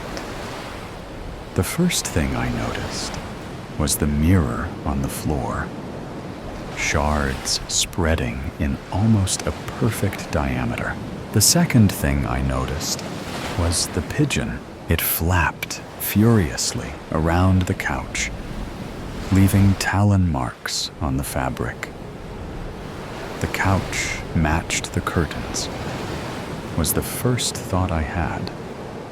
The second one was that it was you. Veronica? I asked, and my voice trembled, because this didn't make sense. And then the pigeon talked, and it was you. Amelia! And the pigeon couldn't cry, but I swear I heard its voice break. Amelia, I can't turn back. I closed the door behind me and reached for the light switch. What do you mean you can't turn back? I can't turn back, you echoed, and flew to the mirror. Your image multiplied in each shard until 3, 4.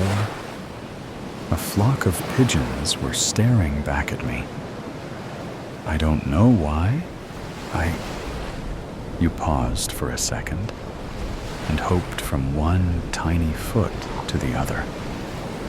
I can't remember how I look like anymore. Veronica, this is nonsense, I said, because I had to stick to protocol. It was our only chance to avoid control, after all. Have you tried your memory exercises? You have been so diligent with them. The pigeon huffed. You think I don't know that? And something about it startled me to my core. There was this animal, barely reaching up to my ankle. Yet, it was you, the 40-something woman to survive the shifting experiments, turning from a mole to a lion in the blink of an eye, and then back to human again. You had survived the monitors and the testing and the labs, only to be stuck as a pigeon. This was ridiculous. I got to my knees because, frankly, it was embarrassing to have to look down to see you. Veronica, control will be here in less than 6 hours. We need to prove them you are lucid. And most of all, human. Maybe it was because you were less than a foot tall, but your voice was very small all of a sudden. I am perfectly lucid, Amelia. As for human, there was a sound that might have been a laugh. I simply don't know how to be that anymore. Don't say that, I gasped. At least don't say that out loud. There was a long silence. And then, can I trust you? I almost laughed. You could turn into a bear if you wanted. Tear me in half. I broke into your house. I have been monitoring you every single day for the past 5 years. I was trying to beat control in its own game. The wind chime kept ringing. I can help you if you want. I all but ignored your question. I had been nothing but a surveillance camera to you for half a decade. But you have to promise me that you will turn back. Help me how? I can call the agency for you. You can do the speaking. I paused for a second. This is the reason you haven't called, right? Because you don't have, limbs? You can't pick up the phone? I sounded irrational, even to my own ears. Of course, the pigeon couldn't pick up the damn landline. It had no hands. You would do that? I would. But only if you promise to turn back by nightfall. Your voice cracked. I don't know if I can promise that. I don't know how to do that. I don't remember my own face. Nonsense, I called again. I will help you remember your face just fine. And I picked up the landline.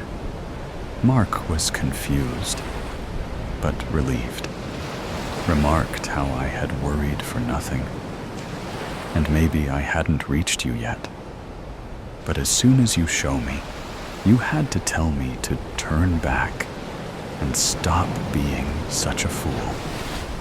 That everything was okay. And you were fine. And everything was fine. And nothing would go wrong ever again.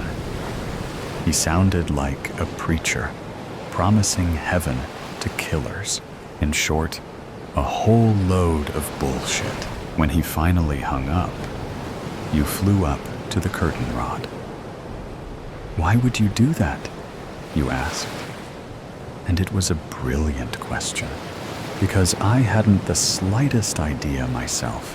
You know what control would do to you otherwise? My voice was small. I had to look up to you now. You huffed. The caller. I know. Everyone knew. It was a terrible, horrible thing, blocking any shifting until deemed appropriate again. Stuck as a human forever. Surely not such a terrible fate.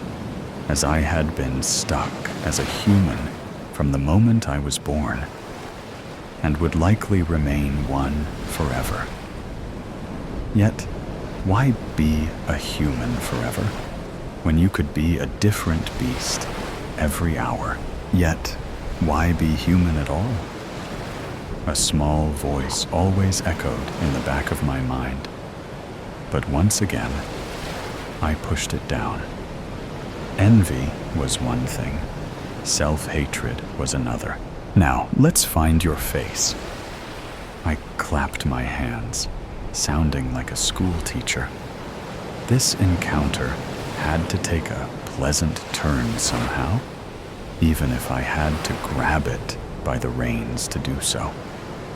I had never seen your face myself. To me, you were just Veronica, a first name on a paper, and occasionally a voice in my ear. You were also a string of numbers and letters, a barcode detailing you as one of the few survivors. But you didn't need to know that. Do you have any family photos? Phone backgrounds?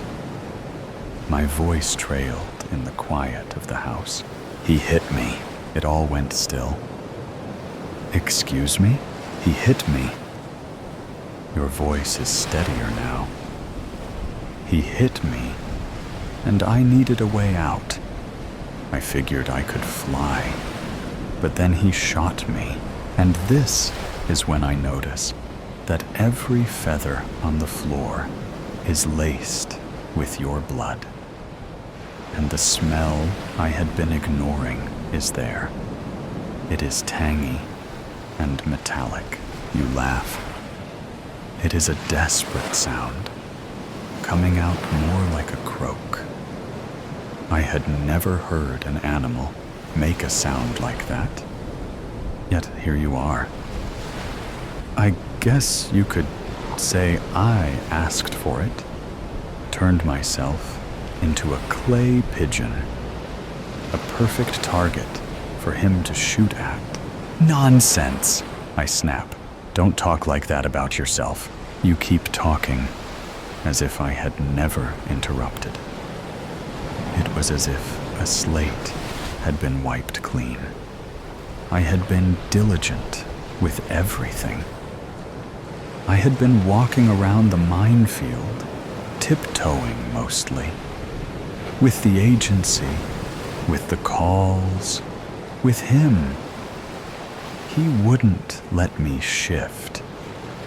Said it was unnatural, that it was better if I embraced my true self, which, of course, was me being human. A croak escapes your beak again. I hadn't shifted in 5 years. This is my first time flying since I met you. And do you know what is the funny thing? I had been human for so long, yet I don't remember my own face. I was just his extension, I think. Your feathers are puffed, and you reach down, nibbling on a feather on your chest. And the worst thing is, I am afraid. I am afraid to try to shift back again, because then what happens with the gunshot? You are speaking as if I am not there, as if you are addressing an audience of thousands, giving a pragmatic lecture on anatomy. Your voice is devoid of feeling, and I have an overbearing need to reach out to you. What if it pokes open a hole on my chest? What if it cuts off an artery in my leg, and then I need to amputate it? My voice is gentle for once. Let me see. I didn't think you would. Yet you fly down and land on my arm. I draw in a sharp breath. I had always dreamed of a bird landing on me like that, ever since watching it in old animated movies. Your feathers are stained red, and when I reach for your right foot, you tremble. It's okay, I whisper. And because you are a pigeon, I reach and stroke the feathers on the top of your head. It's okay, I repeat, mostly to myself, because while I have studied animal medicine, I am surely not a human doctor. You might be lucky. It looks like nothing but a scary flesh wound. But you are right. I have no idea what this means for your human body. What is your favorite color? I ask, and you angle your head to the side. Orange, I guess. Although I never gave it much thought. You are light as a feather. Why orange? I love the sunrise. All is dark. And then there is orange. And then there is a new day. That's a lovely answer, I say, because I need to tether you back to yourself. What do you remember of your mother's eyes? And then I curse myself because you grew up in the academy. What would you know of your mother's eyes?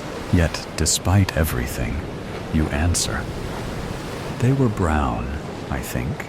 I talk you through your memories and your dreams.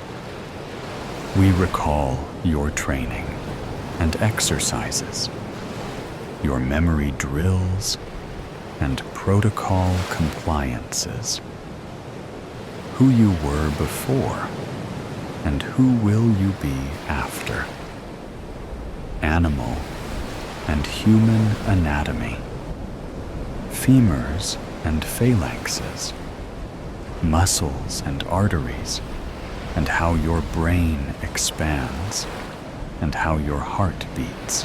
We spend all night talking.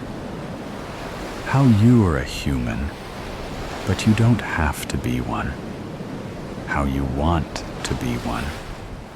How it is worth taking the risk. And then there is a flash, and you are on the floor, dried blood on your side. One last thing. The room was dim, filled with the soft beep of machines and the sterile smell of antiseptic. The air, thick with the weight of illness, seemed to hold its breath, as if the world itself knew that something important was about to happen. Outside the bedroom, the sun had begun to set, casting shadows across the walls. Little did I know that this would be our last conversation. I sat at the edge of my sister's bed, watching her sickly form. My once strong sibling was now bedridden. She was barely recognizable under the thin hospital sheets. The illness had taken all of the color from her face. The pain had made her quiet. Her usual loud laughter was now replaced by a smile that barely reached her eyes. It had been months since the doctors had said there was nothing more to be done, but I'd clung to the hope that she would get better. Hope, I had come to realize, was a luxury we couldn't afford anymore. I saw my sister every day after work. I would talk to her about everything that happened at work and some family gossip. I shared some jokes with her, even though I knew she wouldn't or couldn't respond.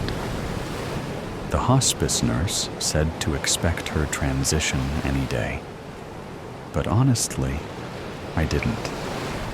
I just wanted my oldest sister back.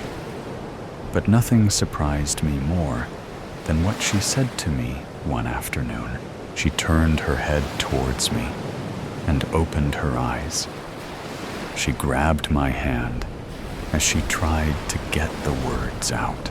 "Claire," she said, her voice cracking. "There's something that I need to get out before I die." I leaned closer, trying to ignore the pang of anxiety that tightened my chest. "What is it, Jean? You can tell me anything." She squeezed my hand, her grip surprisingly firm for someone so weak. Her eyes held a gleam of urgency that I hadn't seen in a long time. "I got to get this off my chest. It's bad, very bad. You will think that it's something terrible, something unforgivable." I stared at her, not sure how to respond. The words felt like a weight pressing down on my chest. I had always known my sister went through something dramatic when I was away at college. Our parents and grandparents never told me what it was because they wanted me to focus on school. Every time I came home on a break, her and my parents would have this unspoken conversation, and I would feel left out. By the time I graduated, it no longer bothered me, but now she's deciding to tell this secret on her deathbed. "What do you mean?" I asked, my voice barely above a whisper. "What have you done?" She closed her eyes for a moment, as if gathering her thoughts, and when she opened them again, there was a deep sadness in her gaze. "It's about our stepfather. I never told you the truth about him, but I have to now. You deserve to know." My heart skipped a beat at the mention of my stepfather. He had been gone for years, disappeared when I was in junior high. I had never fully understood why he'd left or what had wholly happened. My mother had always been vague on the subject, speaking of him only in passing, and whenever I pressed for details, she would change the subject or tell me it wasn't important. But now, my sister is getting ready to tell me what happened to him and why everyone stopped talking about him. And it was big. I leaned in, my voice trembling as I asked, "What did you do?" Her eyes darkened, the weight of her words almost too much to bear. "I was into some things that Mom didn't like. One night, Iz got high with my boyfriend. We were at the park smoking in his car. Mom was upset that I missed curfew. She sent our stepdad to look for me. When he caught up with us, we were naked in the car. He was so made that he broke the window with his fists. My boyfriend and him got into a fight. He kept hitting Lance even after he stopped moving. So I took the flashlight out the back seat and hit our stepdad on the back of his head. But the thing is that I didn't stop until I saw blood dripping from his head. It was almost like I was having an out-of-body experience. My boyfriend woke up and saw the mess. He wanted to hide the body, and I helped him. I helped him cover it up, and I'm not proud of it. I thought I could escape it, that I could bury it. But it's always been there, eating away at me. Now I can't take it with me, my stomach twisted into knots. You're telling me that you and Lance murdered our stepdad? She hesitated. Yes. Then we drove to the bridge and dumped his body in the river. The words hit me like a physical blow. In the river, I repeated. Her face crumpled. Yes. And when I got home, I told Mom that he saw me naked and tried to kiss me. She was beside herself, crying for days. Grandma came over to comfort her, while Grandpa packed up all his things. His body was found weeks later, and there were no suspects. I really tried to forget. I told myself it was just an accident. It wasn't my fault, and that I had no choice. But I did, Claire. I had a choice. I could have done things differently. I could have gone to the police. But I didn't.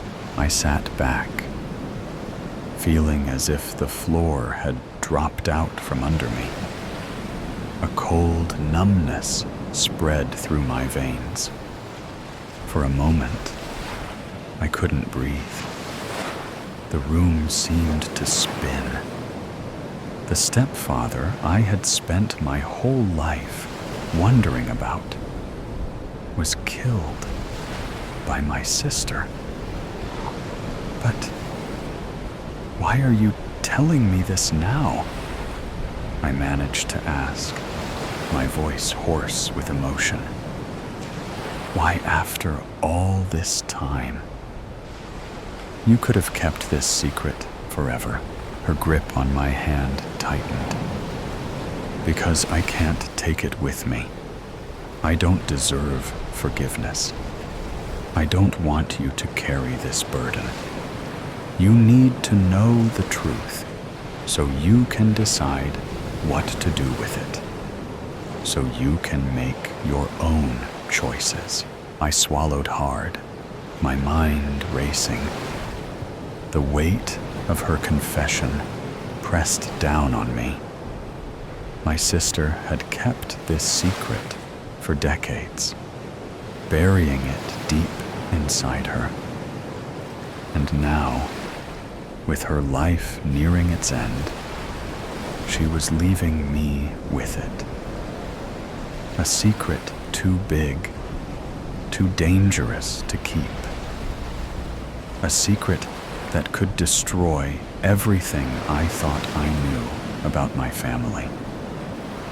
The machines in the room beeped in time with her slow, labored breaths. I watched her. This woman, who had once been my best friend, now reduced to a shell of the person she had been. And in that moment, I realized something. I wasn't just deciding whether to reveal a secret.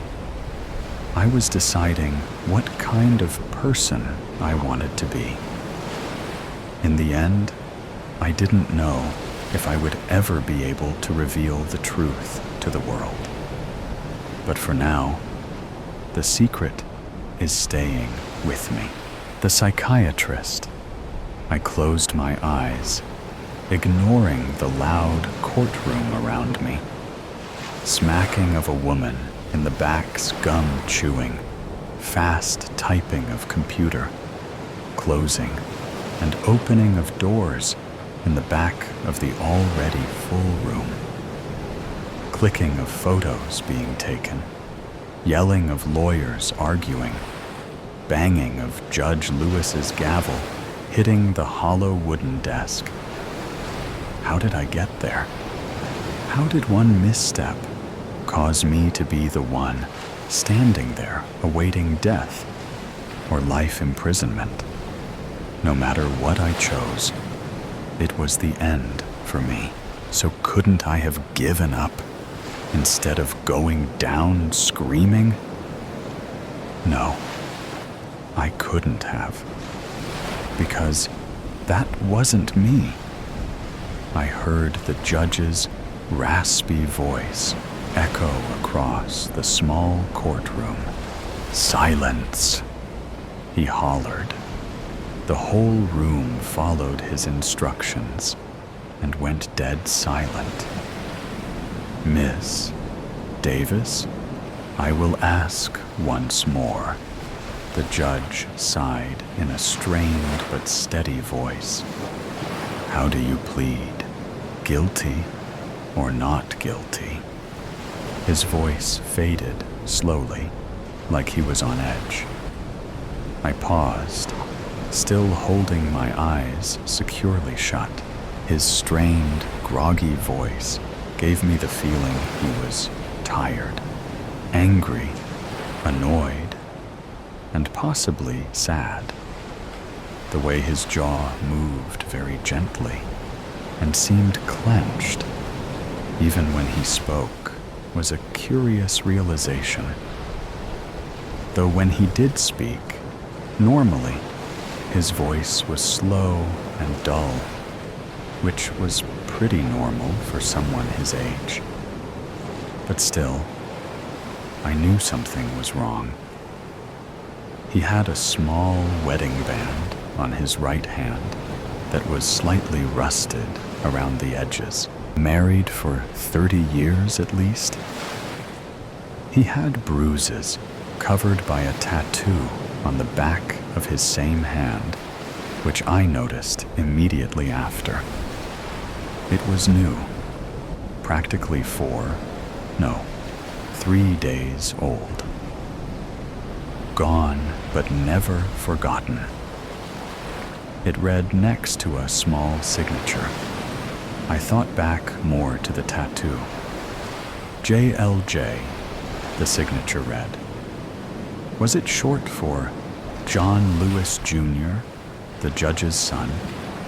The judge was grieving, not tired. He seemed so gloomy. I leaned my back against my chair, only to feel a soft vibration. So I listened. A uniformed officer behind me was tapping her foot on the floor quickly. Not normally, though. It was like she had somewhere to be. Nevertheless, it wasn't enough information to know for sure. Officer Howard had walked me in there, so I must have seen more. I remembered the way she walked, with a small limp on her left side.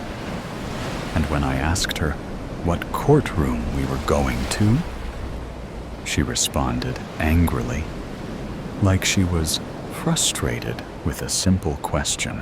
During the entire opening remarks, I kept hearing her heartbeat in the silence, and it was beating fast. But why was that? Was she nervous? Perhaps anxiety? No, that wouldn't explain the limp. That's it, I thought. Pain meds.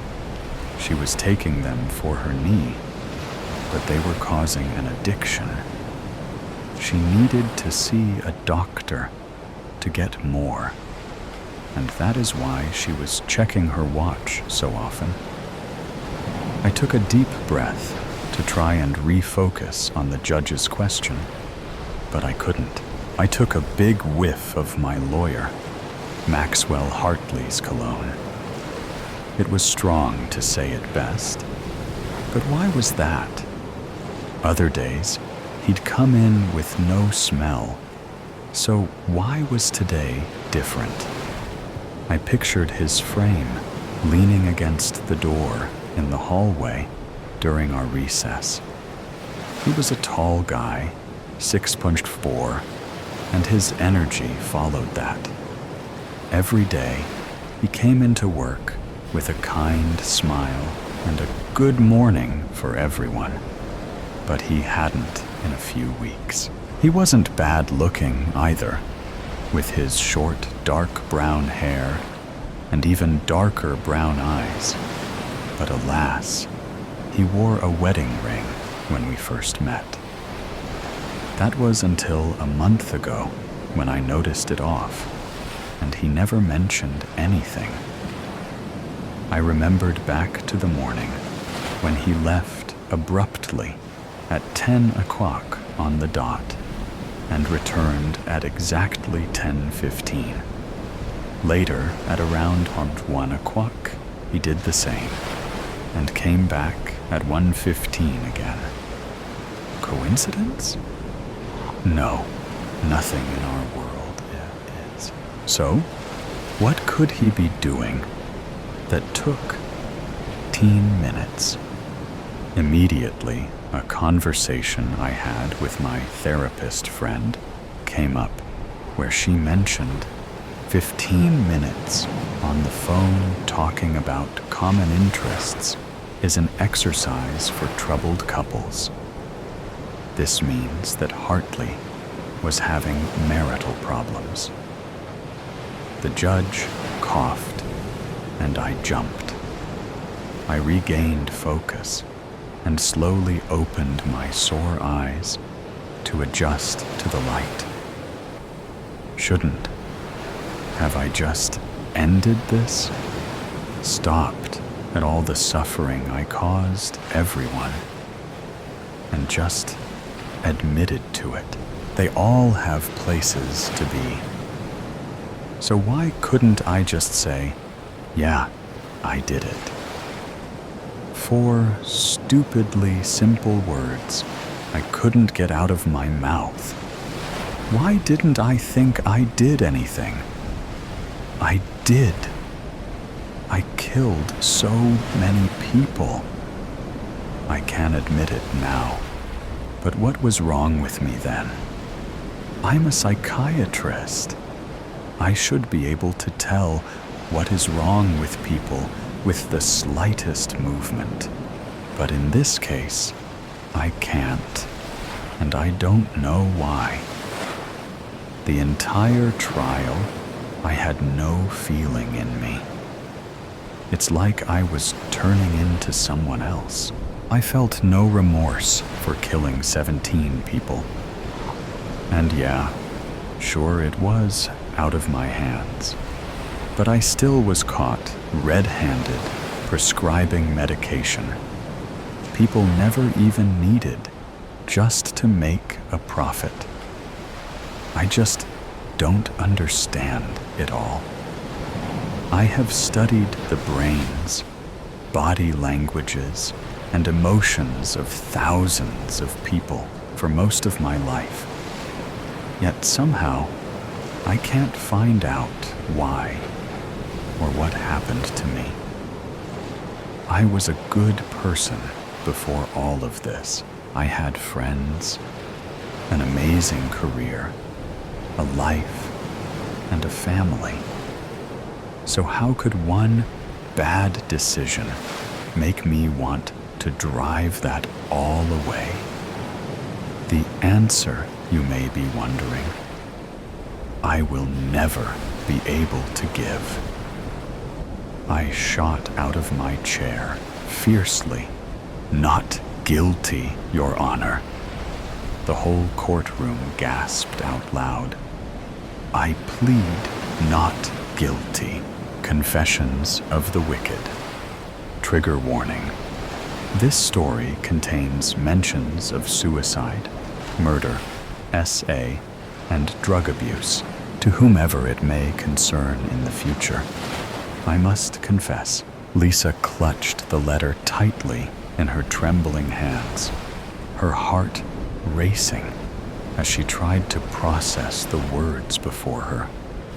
Each sentence felt like a distant echo, her mind struggling to comprehend the reality they presented. The ink on the paper blurred into a haze as she stared at it, as if it were a passage from a dramatic novel rather than a message meant for her. One shaky hand dropped to the desk, the wooden surface cool against her palm, while the other instinctively covered her mouth in a futile attempt to stifle a gasp. A powerful wave of dread surged through her, leaving her muscles taut and aching with anxiety. Feeling an urgent need to escape the suffocating atmosphere, she pivoted on her toes, her breath coming in quick, shallow gasps, and made a fast beeline for the door, desperate to put distance between herself and the shocking revelation contained in that letter.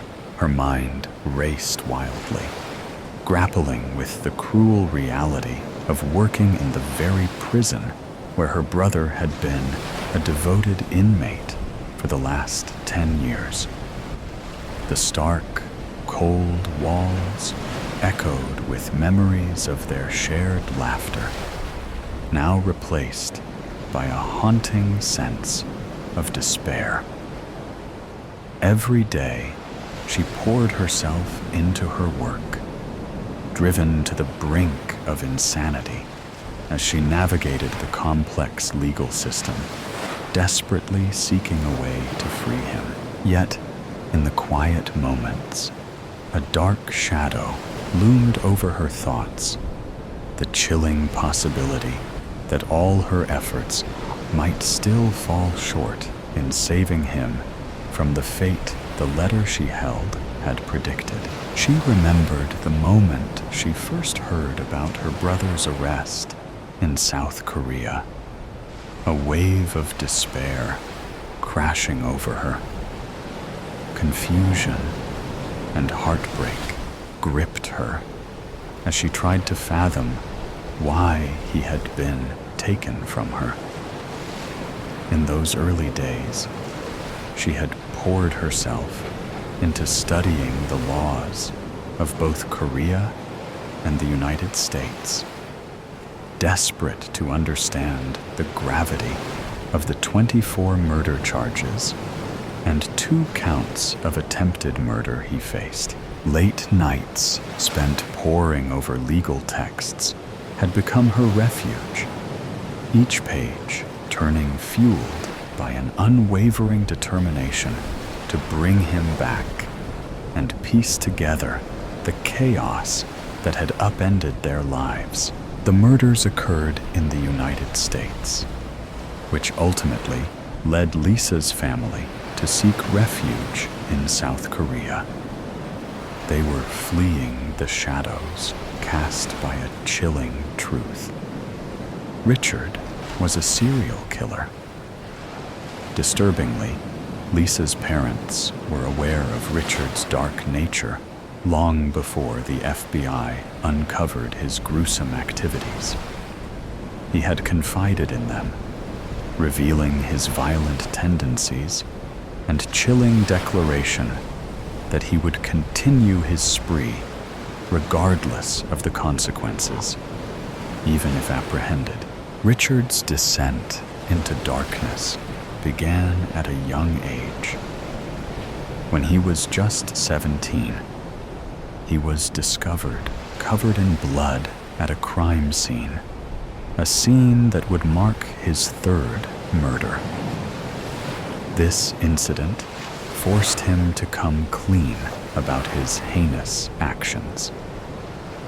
Under pressure from law enforcement, Richard detailed each horrifying crime he committed, recounting events with a disturbing calmness, as if sharing mundane stories instead of the tragedies he inflicted. For Lisa's family, the awareness of his twisted mind and the violent past they were escaping only deepened the turmoil they felt in their new home.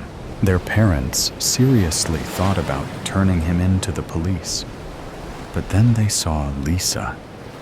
How could they abandon their youngest? Their son had taken lives, It's infuriating to think they were so desperate to protect him that they convinced themselves he could get away with it, claiming self-defense. And if that failed, they had the audacity to believe he could plead insanity. It's maddening. They were determined not to let their family suffer the consequences of his monstrous actions.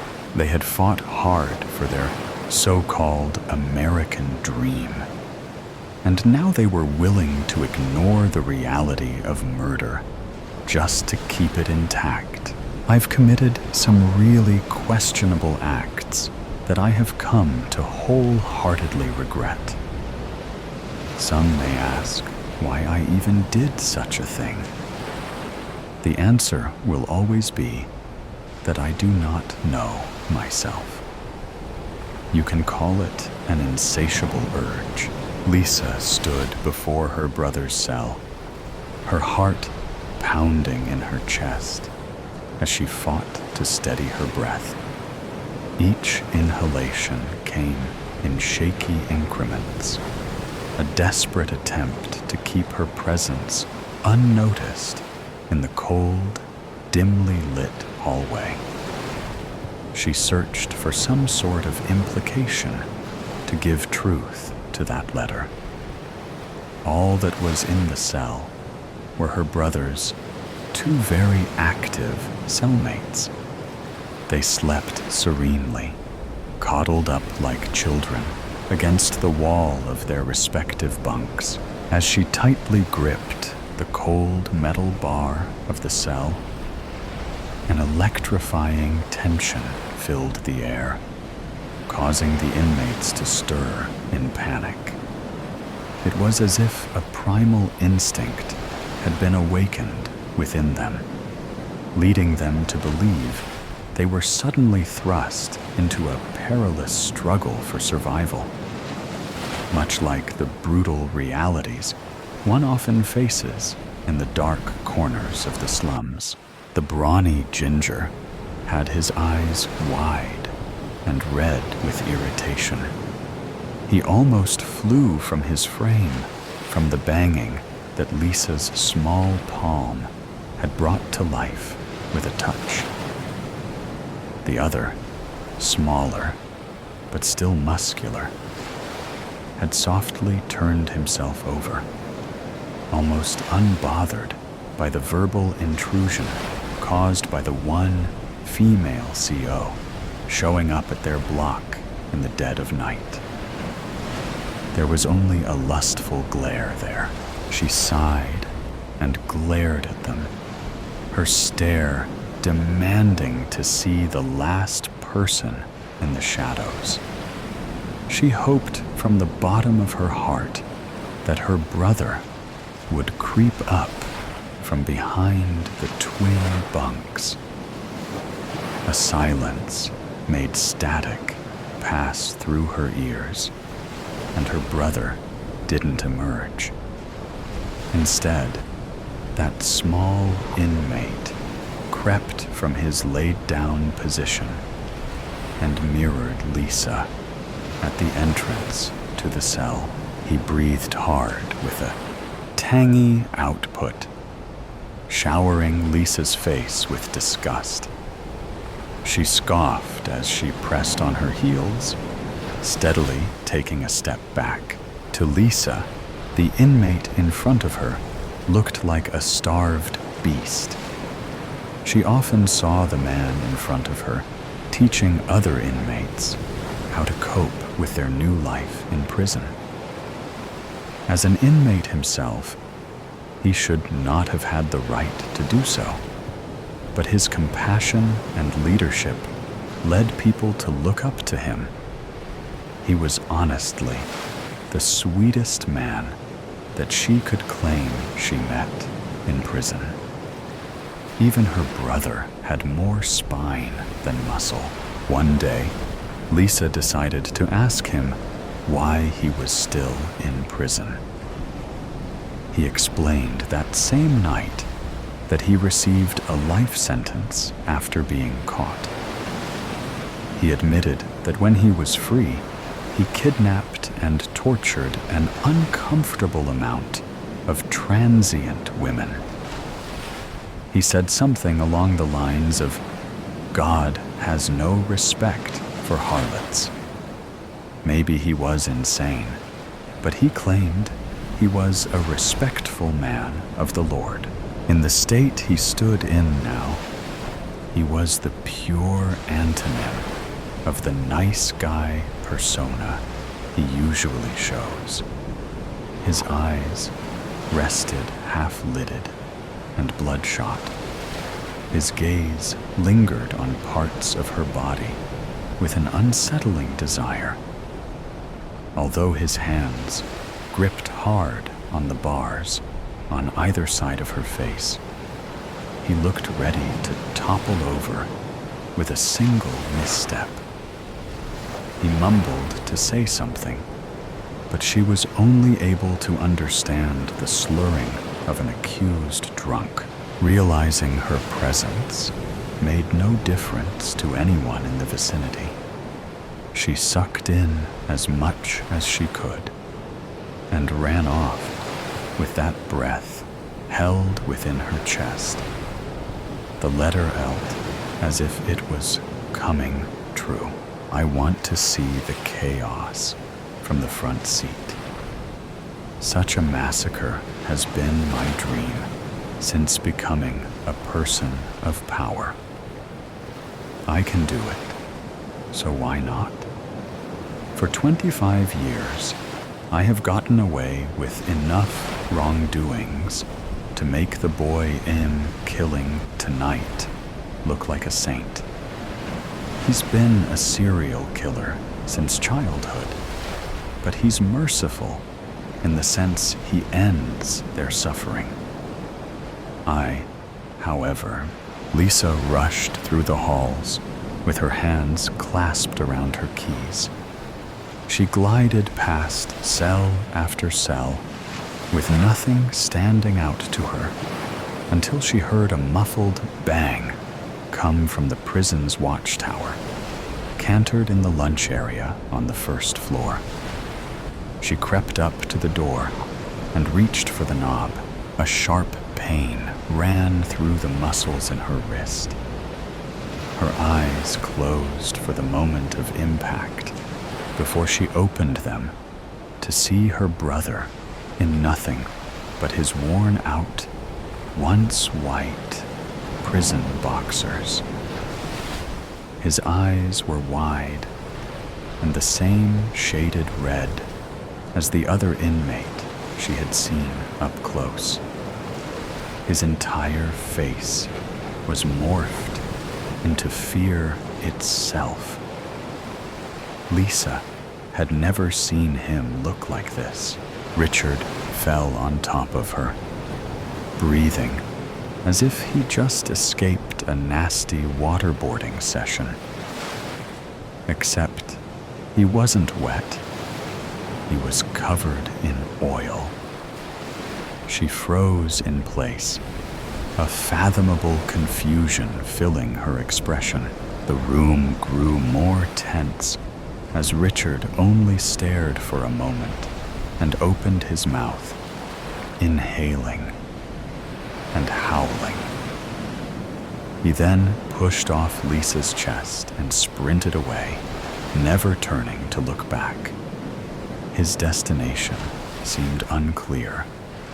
It just looked like he wanted to get as far away as possible. At first, she found the cowardice retreat understandable because it made sense. The only time a prisoner would get to enter the watchtower was if they were in trouble and about to receive some sort of punishment. My morals have morphed over the years. I'm not an old man going senile. I have come to embrace the cruelty I wish to inhabit, although I still recognize that this is wrong. I want to watch the hell burn from its core. I understand that this is an unforgivable madness. The ending of the letter resurfaced in her brain as the warden walked out from the shadows of the tower. He smiled widely, towering over her in uniform pants and his uniform boots. He lifted his hand with his gun pointed to his head. She stared in horror as her brother's howling continued like a dog whistle. Before she could catch up with herself, the gun was fired and a bullet went straight through the warden's skull. So I write this letter to let you know that I will be taking my own life after have fun. And I take the boy's. His body fell limp, and the alarms finally took away her silence. She stared at the body, and the next 4 hours of her life passed in a blur. She was taken into emergency care and treated for substance abuse, just like everyone else in the prison. Even though she had accidentally saved her brother's life that night, it was already too many deaths, too late. The world had already been spoon-fed the confession of the wicked, harmful intentions. History shows that technological advancement brought about the end of civilization, fragmented into divisions that hastened its collapse. The problem was that the majority thoughtlessly embraced regression, while the intelligent proclaimed that freedom had ended long ago. Freedom ended with an algorithm that read intent, marketed as a savior, but fundamentally incapable of understanding logic. To avoid chaos and preserve harmony, the apology law was introduced. If the algorithm identified someone with intentions deemed harmful, the accused was legally obligated to apologize to the victim. If the accused apologized and admitted guilt, acknowledging that they had harmful thoughts, they remained in the registry, but were not punished. However, if accused 3 times, or if they refused to apologize, they were declared a danger to society and exiled to the zone of silence, a place where no communication with society was possible. On June 23rd, at 1:10 a.m., 2 lifeless men in bland gray suits appeared at my door. "You are accused of harmful intent," they said, offering no further explanation. I had no choice but to go with them. The 2 gray men escorted me to a claustrophobic cell with concrete walls, no windows, and a single chair in the center.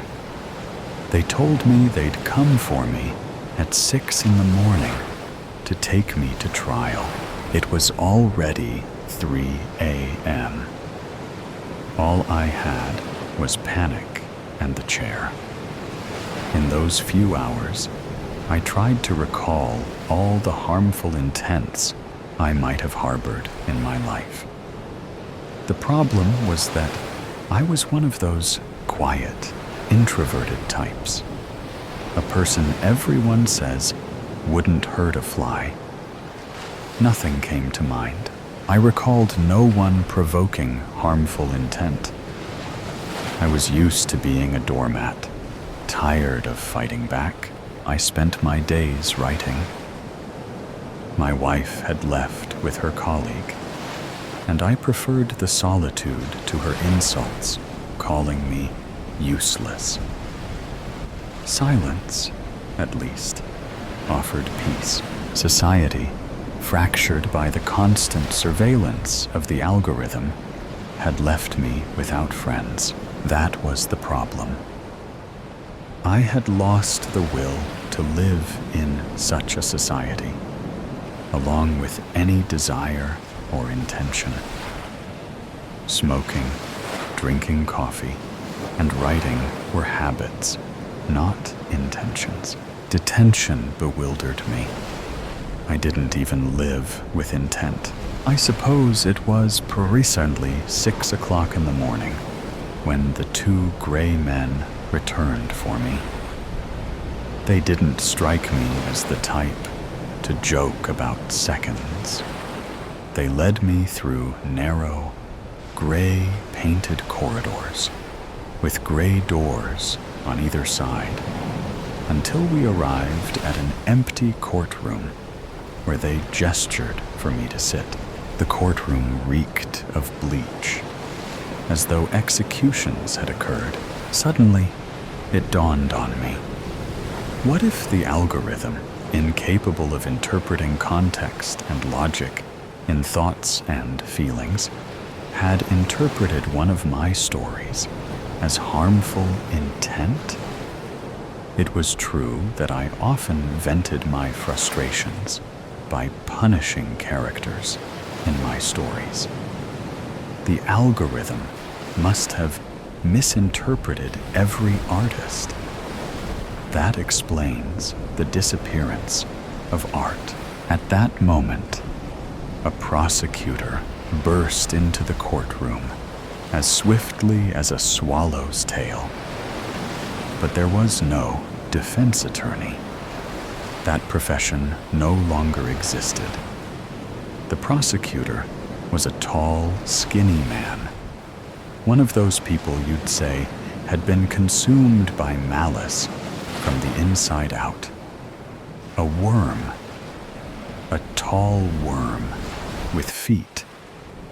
He wiggled constantly, twisting as if he itched all over or urgently needed the restroom. As the worm ignored me, I let my gaze wander across the courtroom.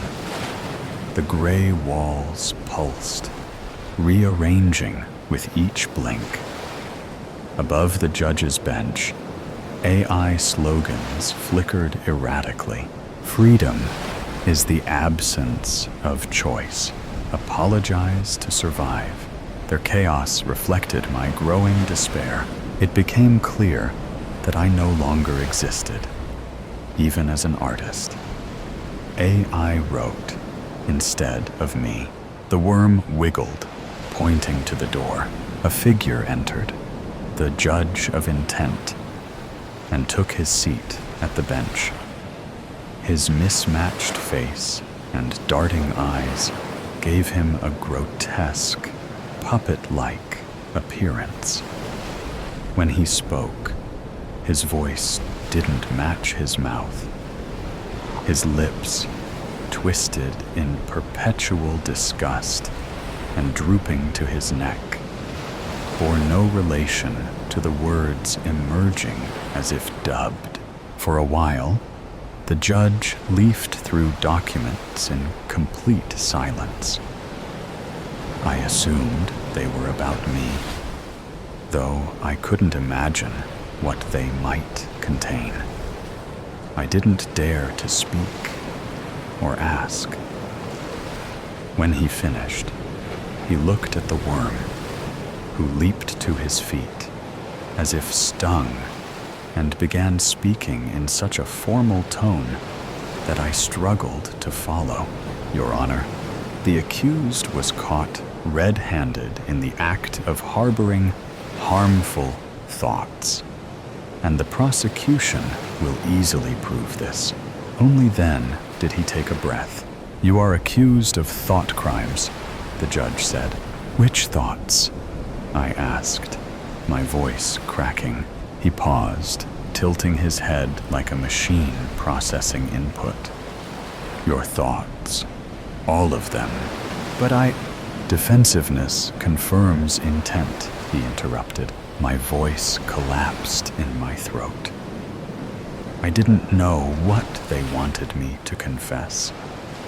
And perhaps neither did they. How do you plead? The judge asked, his voice rasping, as though he'd been smoking 2 packs of cigarettes a day since birth. Plead, Your Honor. I mimicked how the worm addressed him. Plead to what? The accused refuses to admit guilt and apologize to the victim, thereby obstructing the legal remedy. Legal remedy? I thought. Am I sick?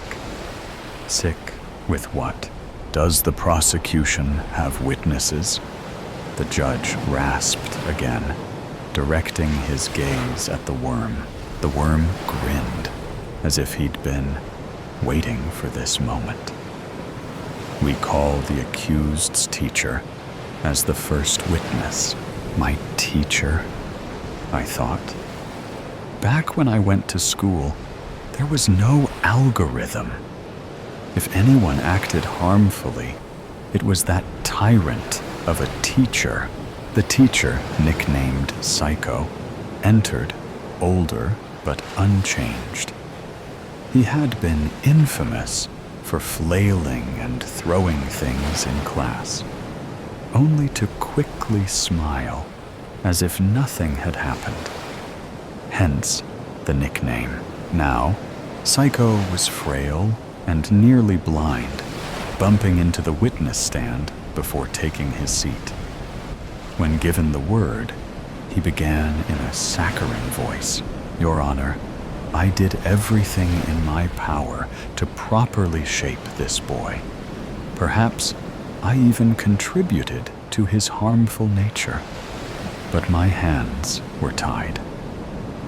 As a teacher, I wasn't allowed to discipline him more severely, and by nature, I am a gentle soul.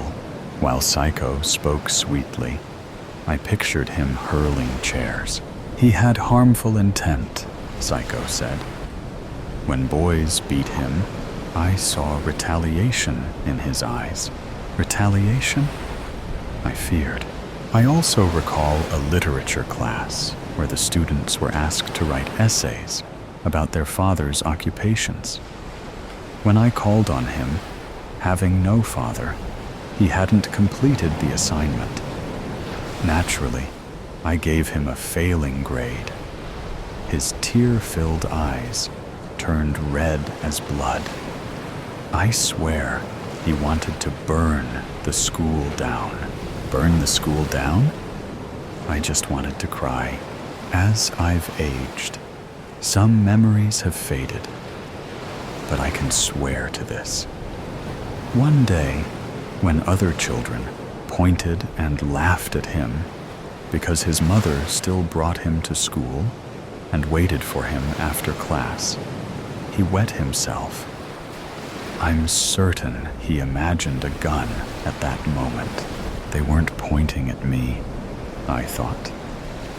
They were throwing rocks at me while I cowered in the corner, bloody and bruised.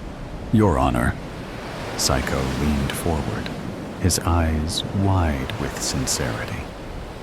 The accused often sat in my class and stared out the window. I saw the intent in his eyes, an intent to escape, to defy the order of the classroom. The judge nodded gravely, pronouncing, "Escapism leads to anarchy." He has been a menace to society from birth. There is no doubt that he is guilty. The judge allowed Psycho to leave the courtroom. As he shuffled out, painfully slow, or as fast as he could manage, I wondered, how is it possible that even after these absurd and grotesque accusations made up by a tyrant, I feel harmful intent toward him? The judge turned to me again, rasping, "Do you admit guilt and apologize to the victim?" Guilt for what? I asked, confused. Am I actually on trial for one of the ridiculous situations described by a madman? No, the judge replied coldly. The prosecutor has brought witnesses to testify about your character, which is evidently prone to harmful intent. You are on trial for an intent only you can admit, and you must apologize to an anonymous victim. Otherwise, you will be exiled to the zone of silence. Then, no, I truly don't know what intent you're referring to. Wouldn't it be simpler to tell me the accusation so I can respond to a real charge? You clearly don't understand the system. Prosecutor, call your next witness. The worm wiggled with delight, announcing, I call the accused's wife to the stand. She entered, adorned with gaudy jewelry, her hair styled into an overdone perm that made her head look enormous. Her makeup-caked blouse emphasized her unattractiveness. A harpy, I thought. We had vowed to stand by each other in good times and bad. Yet here she was, standing as one of the pillars of doom, ready to crush me. I sat there, devastated, staring at the table, holding my head. I didn't have the strength to look at her, perhaps the most important person in my life, betraying me to prove her loyalty to the system for her own survival, unconsciously blending the dialects from my southern birthplace and her western home. She made a strong effort to speak in the central dialect. It was quite funny, but my reaction barely reached the corners of my lips. The main heroine of a Turkish soap opera couldn't have been more unconvincing and exaggerated. Your Honor, she said tearfully, though no tears appeared. This man stole my youth. The algorithm should have caught him sooner. She clutched a tissue she didn't use. He once asked if I was happy. Such doubt is harmful to harmony. I had once loved her confidence until I saw her superficiality for what it was. She added a sniff. I love this man, but I love the truth more. I'll tell you everything. The truth that the perm wasn't the best idea, I thought bitterly. I married him out of love, but he hid his harmful intent until the wedding. Soon after, he began calling me degrading names like useless and a rag. I looked up in shock. Why is she blaming me for her words? I feared his intent to harm me or end any chance of having a child. She threw herself across the bench dramatically, sobbing loudly, but still without a single tear. This deeply hurt me. After years of silence, I reacted with a yell. What are you saying? How dare you? I begged you for a child all these years, but you said you didn't want some brat to ruin your beauty. The judge interrupted me with a loud thump of his gavel, stating that he wouldn't allow me to insult the poor woman on the stand. I sat down, stunned, clutching my head. Am I crazy? Maybe they're all telling the truth, but my perception is warped. But if this is true, then I'm not me. I don't know who I am anymore. As my thoughts struggled to regain some clarity, the actress on the stand continued her performance. Thank you, Your Honor. I'd like to add the most harmful intent of the accused. The accused? I thought. So now she's stripping away my very name, my status, my identity. I know I'm not perfect, but that's only because I respect the algorithm. The accused loved silence, and I preferred to speak my intentions out loud rather than live in fear of how they might be interpreted. Sometimes I wonder if I lost him in all that noise, or if I simply didn't understand him. She paused dramatically. But the algorithm is far more important to me, even more than my appearance. Maybe that's why he told me he wanted to leave me for his colleague. But I refused. And since the law doesn't allow divorce unless both parties agree, she paused for a long moment. He intended to kill me. She collapsed, fake sobbing and writhing in exaggerated anguish. A weak range of actions for such an actress, while the worm escorted the exhausted woman out of the courtroom. I remained frozen. Somewhere in the distance, I heard the judge asking me for the third time if I admitted guilt and offered an apology to the victim. I responded from some other place. The words slowly came out of me, almost mechanically. If we were caricaturing the roles, this woman, my wife, would be the victim. Am I accused of killing her? I asked. Well, yes, I must have killed her. There's no other explanation. Is this the guilt I must admit and apologize to this victim of genocide? Don't make me repeat myself. The judge was now even angrier. I told you that the witnesses don't know the reason for your trial.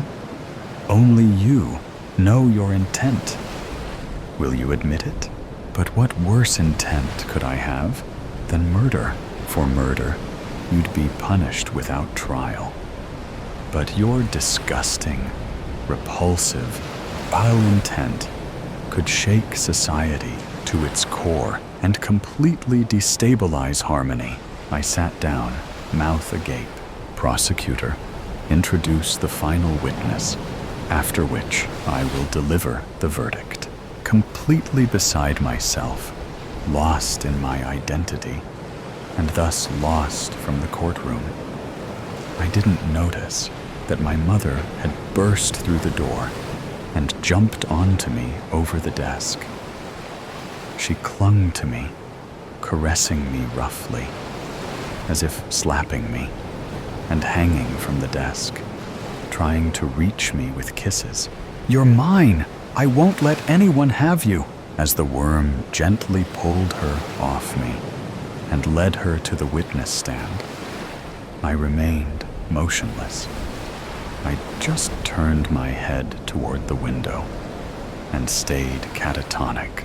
Meanwhile, she wailed, "Let me take him home. I won't have anyone to sniff my flesh to see if it's gone bad, to call to come for me every time I have a diarrhea attack." He didn't mean it. All the teachers loved him. His wife adores him. He's a model citizen. I never let him out of my hands. He's my baby, my lover. He's my trophy, proof of my perfection. If you condemn him, you condemn me too. Come to mother, son. Let me nurse you once again. I stared through the window, a lifeless person inside me, into the lifeless city. In the background of the so-called harmony, this society operates like a perfectly tuned machine. Silence on the streets, people moving in neat lines with minimal interaction, and a complete loss of the spontaneity of human connection. While they forcefully dragged some madwoman out of the courtroom, I noticed the passers-by didn't even raise their eyes, as if everyone had already been condemned to silence. Absently, I heard the judge asking me for the last time if I admitted guilt and offered an apology. Out of my body, as if hypnotized, I whispered, "What guilt? For what? Who?" I've always been more afraid of hurting someone else than myself. The worm, now almost gleeful, turned to the judge, who looked at me with wide eyes. "So, you admit?" "What am I admitting?" I asked, my mind still reeling. "You admit your harmful intent?" I didn't understand.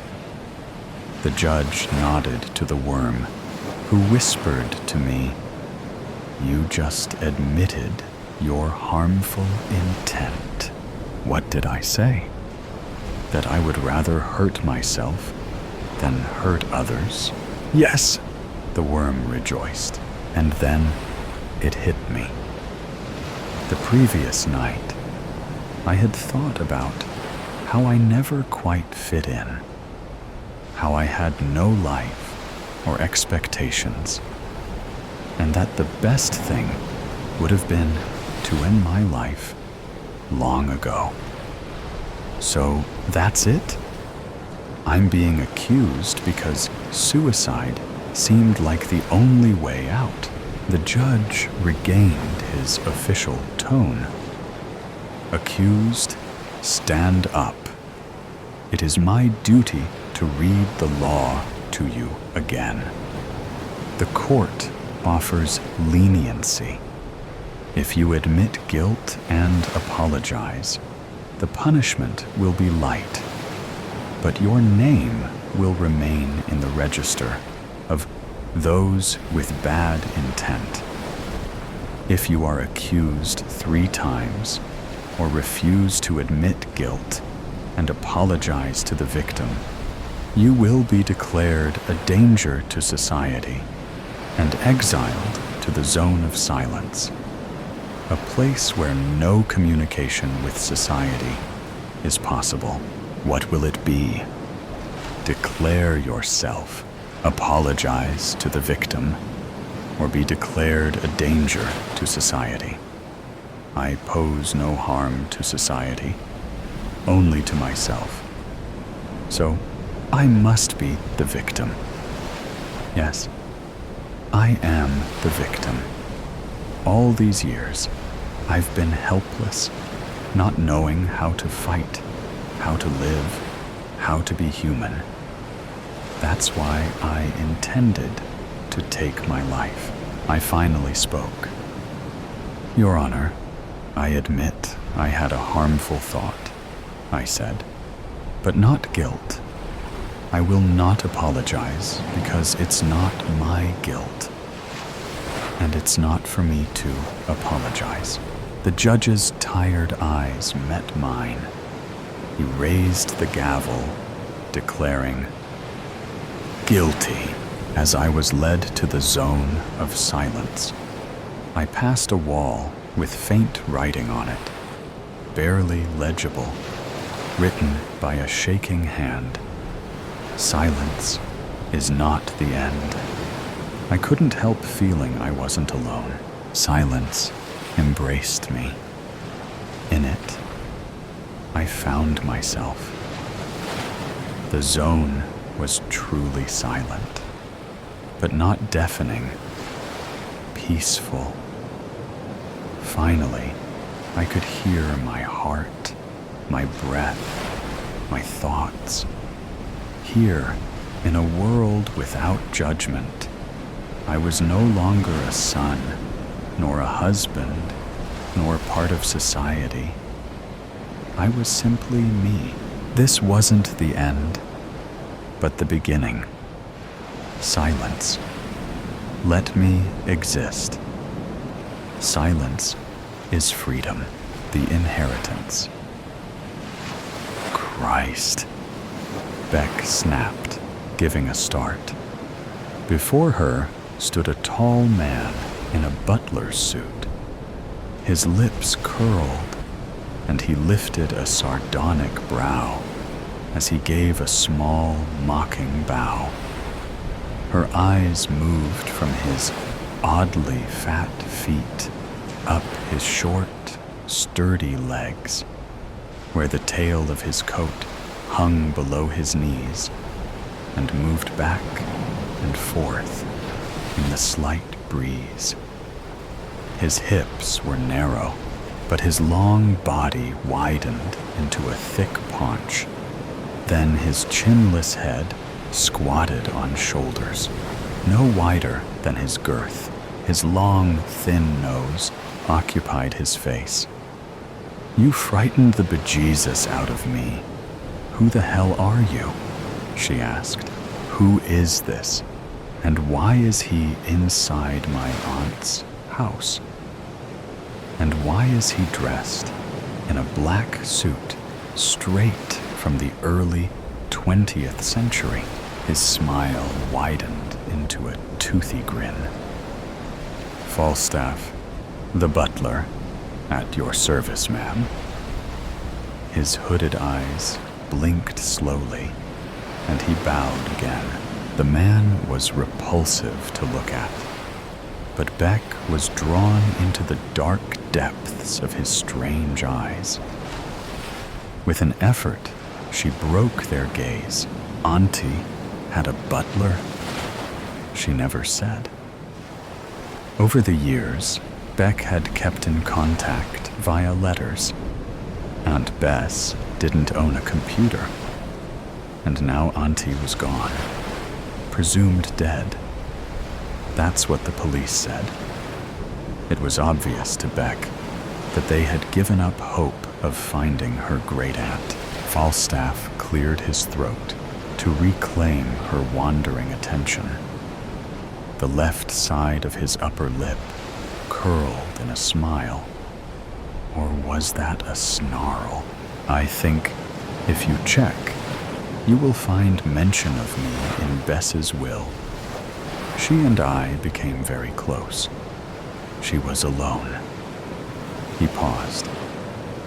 "And lonely. What the hell is this guy insinuating?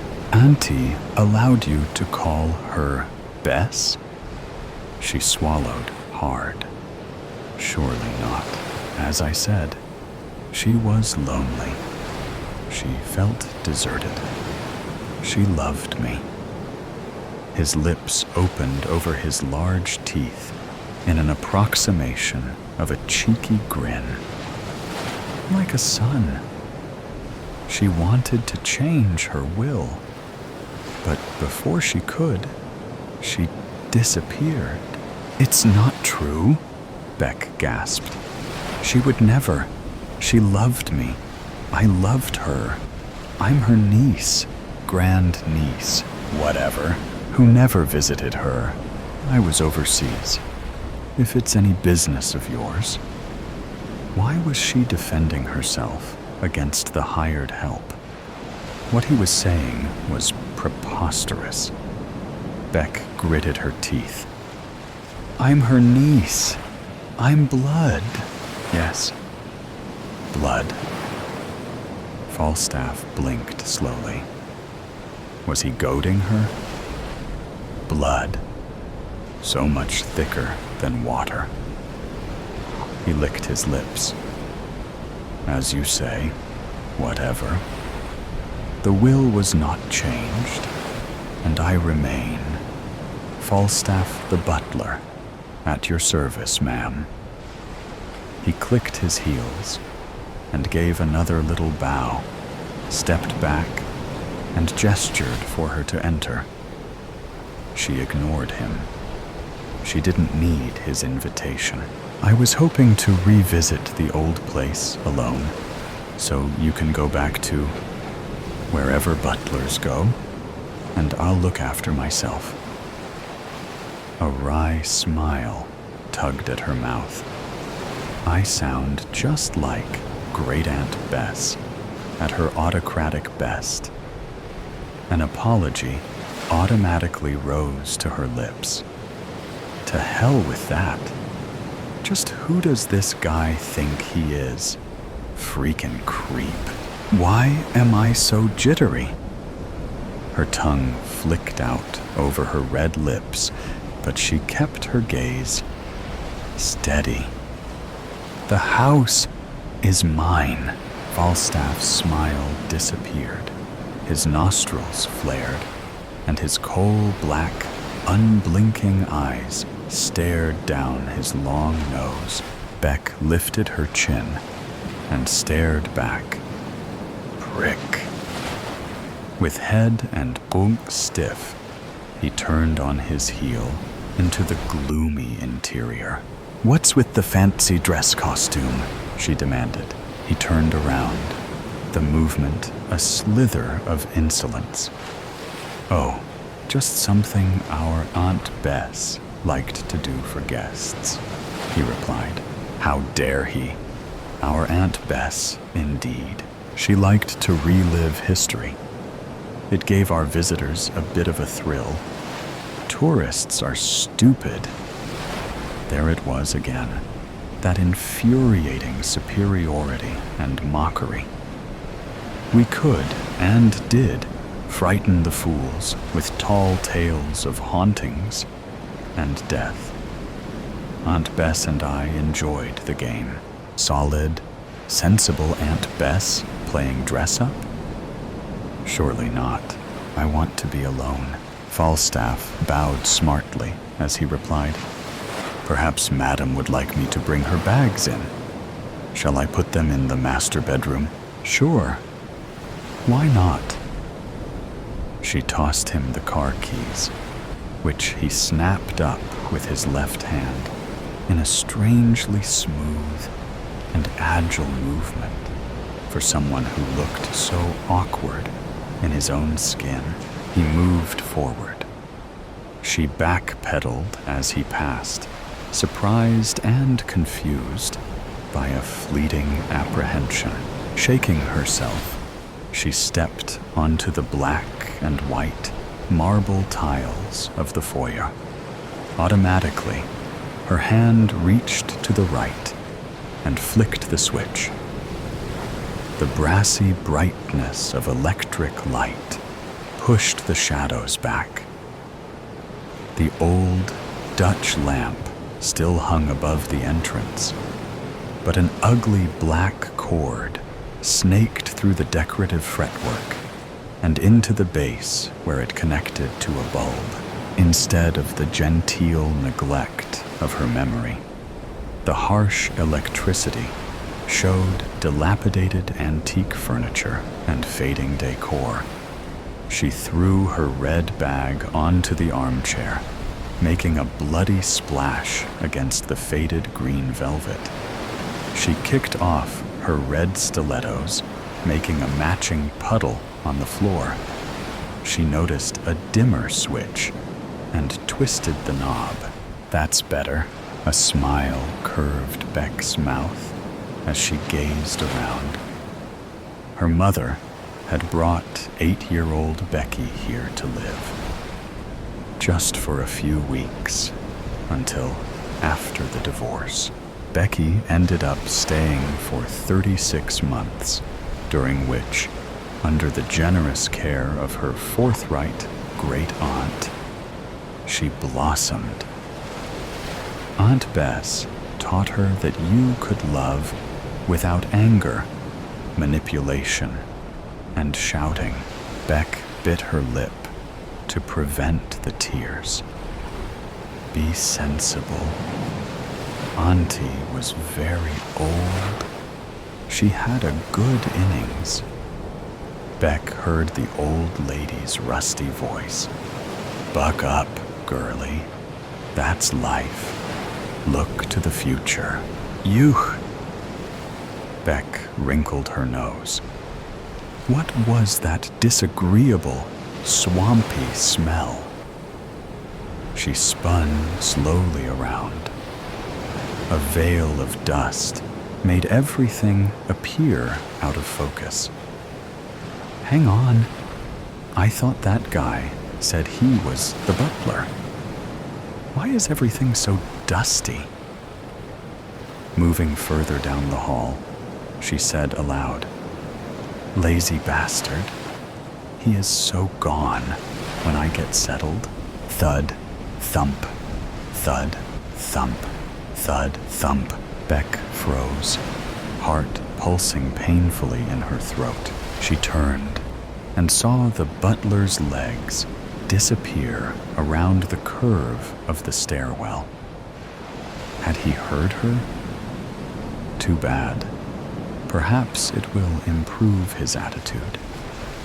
His tread thudded resentfully into the dusty carpet as the back corner of the valise thumped the stair. Thud, thump. Beck laughed and returned to exploring her surroundings. Bet the bossy old broad's turning in her grave, she murmured, running a well-manicured finger tipped in blood over the arm of the settee. A photograph of the fabulous old Tartar, looking her imperious best, glared down at Beck from high on the wall. She always appeared fearsome until you got to know her, Beck thought with affection. She squinted at the picture in the golden gloom. Good grief, it could be me, she thought. The Aunt Bess in the picture was younger than when Beck knew her. Straight-backed, strong and indomitable in her khaki riding habit. She held a rifle over her left shoulder and rested one leather-booted foot on the head of a dead lion. I was so happy here, Beck said, addressing the portrait. I did love you, you know. I'm so sorry if you felt I neglected you. She swallowed back her tears. Where did you disappear to, Auntie? I'll find you, I promise, or die trying. Her eyes moved down the hall. Instead of snarling from the wall by the side of the photo, a once beautiful lion's head stared up at the ceiling from atop a glass-fronted credenza. Just another tattered remnant of the past. Fierce eyes, now dull with dusty cataracts. Its roar inaudible. Back then, timid as Becky was, she had been fascinated by the ferocious head, mesmerized by such a powerfully alive image of death. Come on, touch her, child, Aunt Bess said. I killed her myself while Gunter and I were on safari. Must be 15 years ago. She won't bite, I promise. Her great-aunt placed Becky's small hand on the coarse, furry head. Oh, Becky breathed. A real lioness. Magnificent, isn't she? Aunt Bess's stern face lit up, and her smoky laughter boomed through the house. To the left of the credenza stood the same hall table Beck remembered from her childhood. topped by the same glass tank containing the same dead reptiles.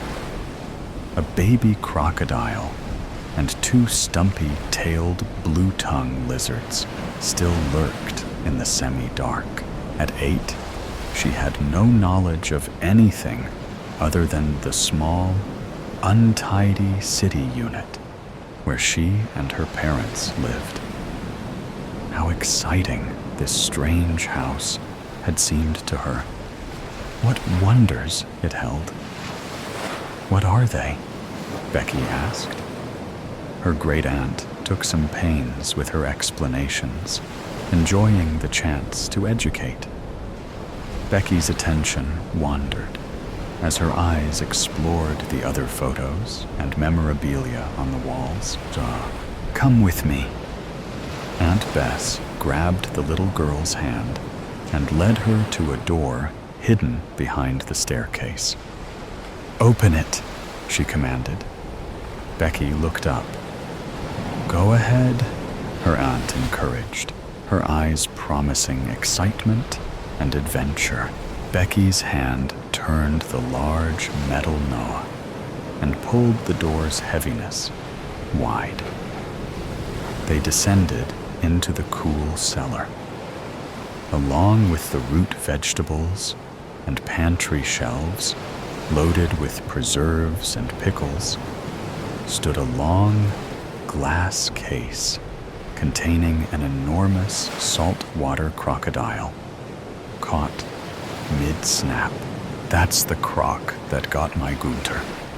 I plugged the bastard right between the eyes, I did," Auntie said. "Too late to save Gunter, though." She paused. "In the end, I couldn't bear to have the horrid creature on display upstairs. But neither can I get rid of him. He is my last contact with my darling Gunter. They are one." The creature was repulsively fascinating. He had a long snout, hooded eyes, and a wide head jammed onto his body, which widened out around his middle and tapered down to a long tail. Becky squatted down near the huge reptile's head. Its open maw was full of vicious-looking teeth. His eyes looked alive. He was hungry. He was angry. He wanted revenge. "Arg!" Becky jumped up and hid her face in Aunt Bess's skirt.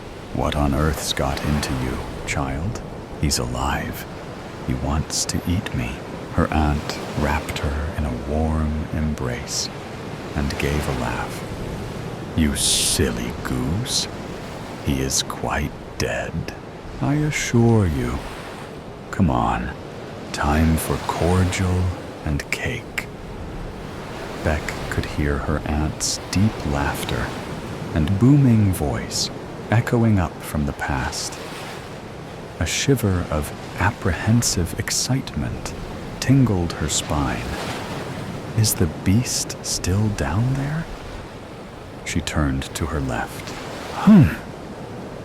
Beck sucked air, felt her bladder contract. Falstaff stood in the doorway, watching her. He raised his eyebrows in benign inquiry. She ignored him. The cellar door opened easily this time. She flicked on the light. A single bare bulb dangling from the cobwebbed ceiling struggled to throw off the gloom. It moved in the slight breeze, creating weird, moving shadows. Musty air spiraled up to her, redolent with memories. The rough, strong feel of Aunt Bess's hand, the smell of earthy vegetables, the sharpness of pickling vinegar, and the sight of that amazing creature, so dangerous, so dead. With a dry mouth, Beck ducked her head and thudded down the dusty, wooden stairs. The glass case was empty. The lid hung to one side.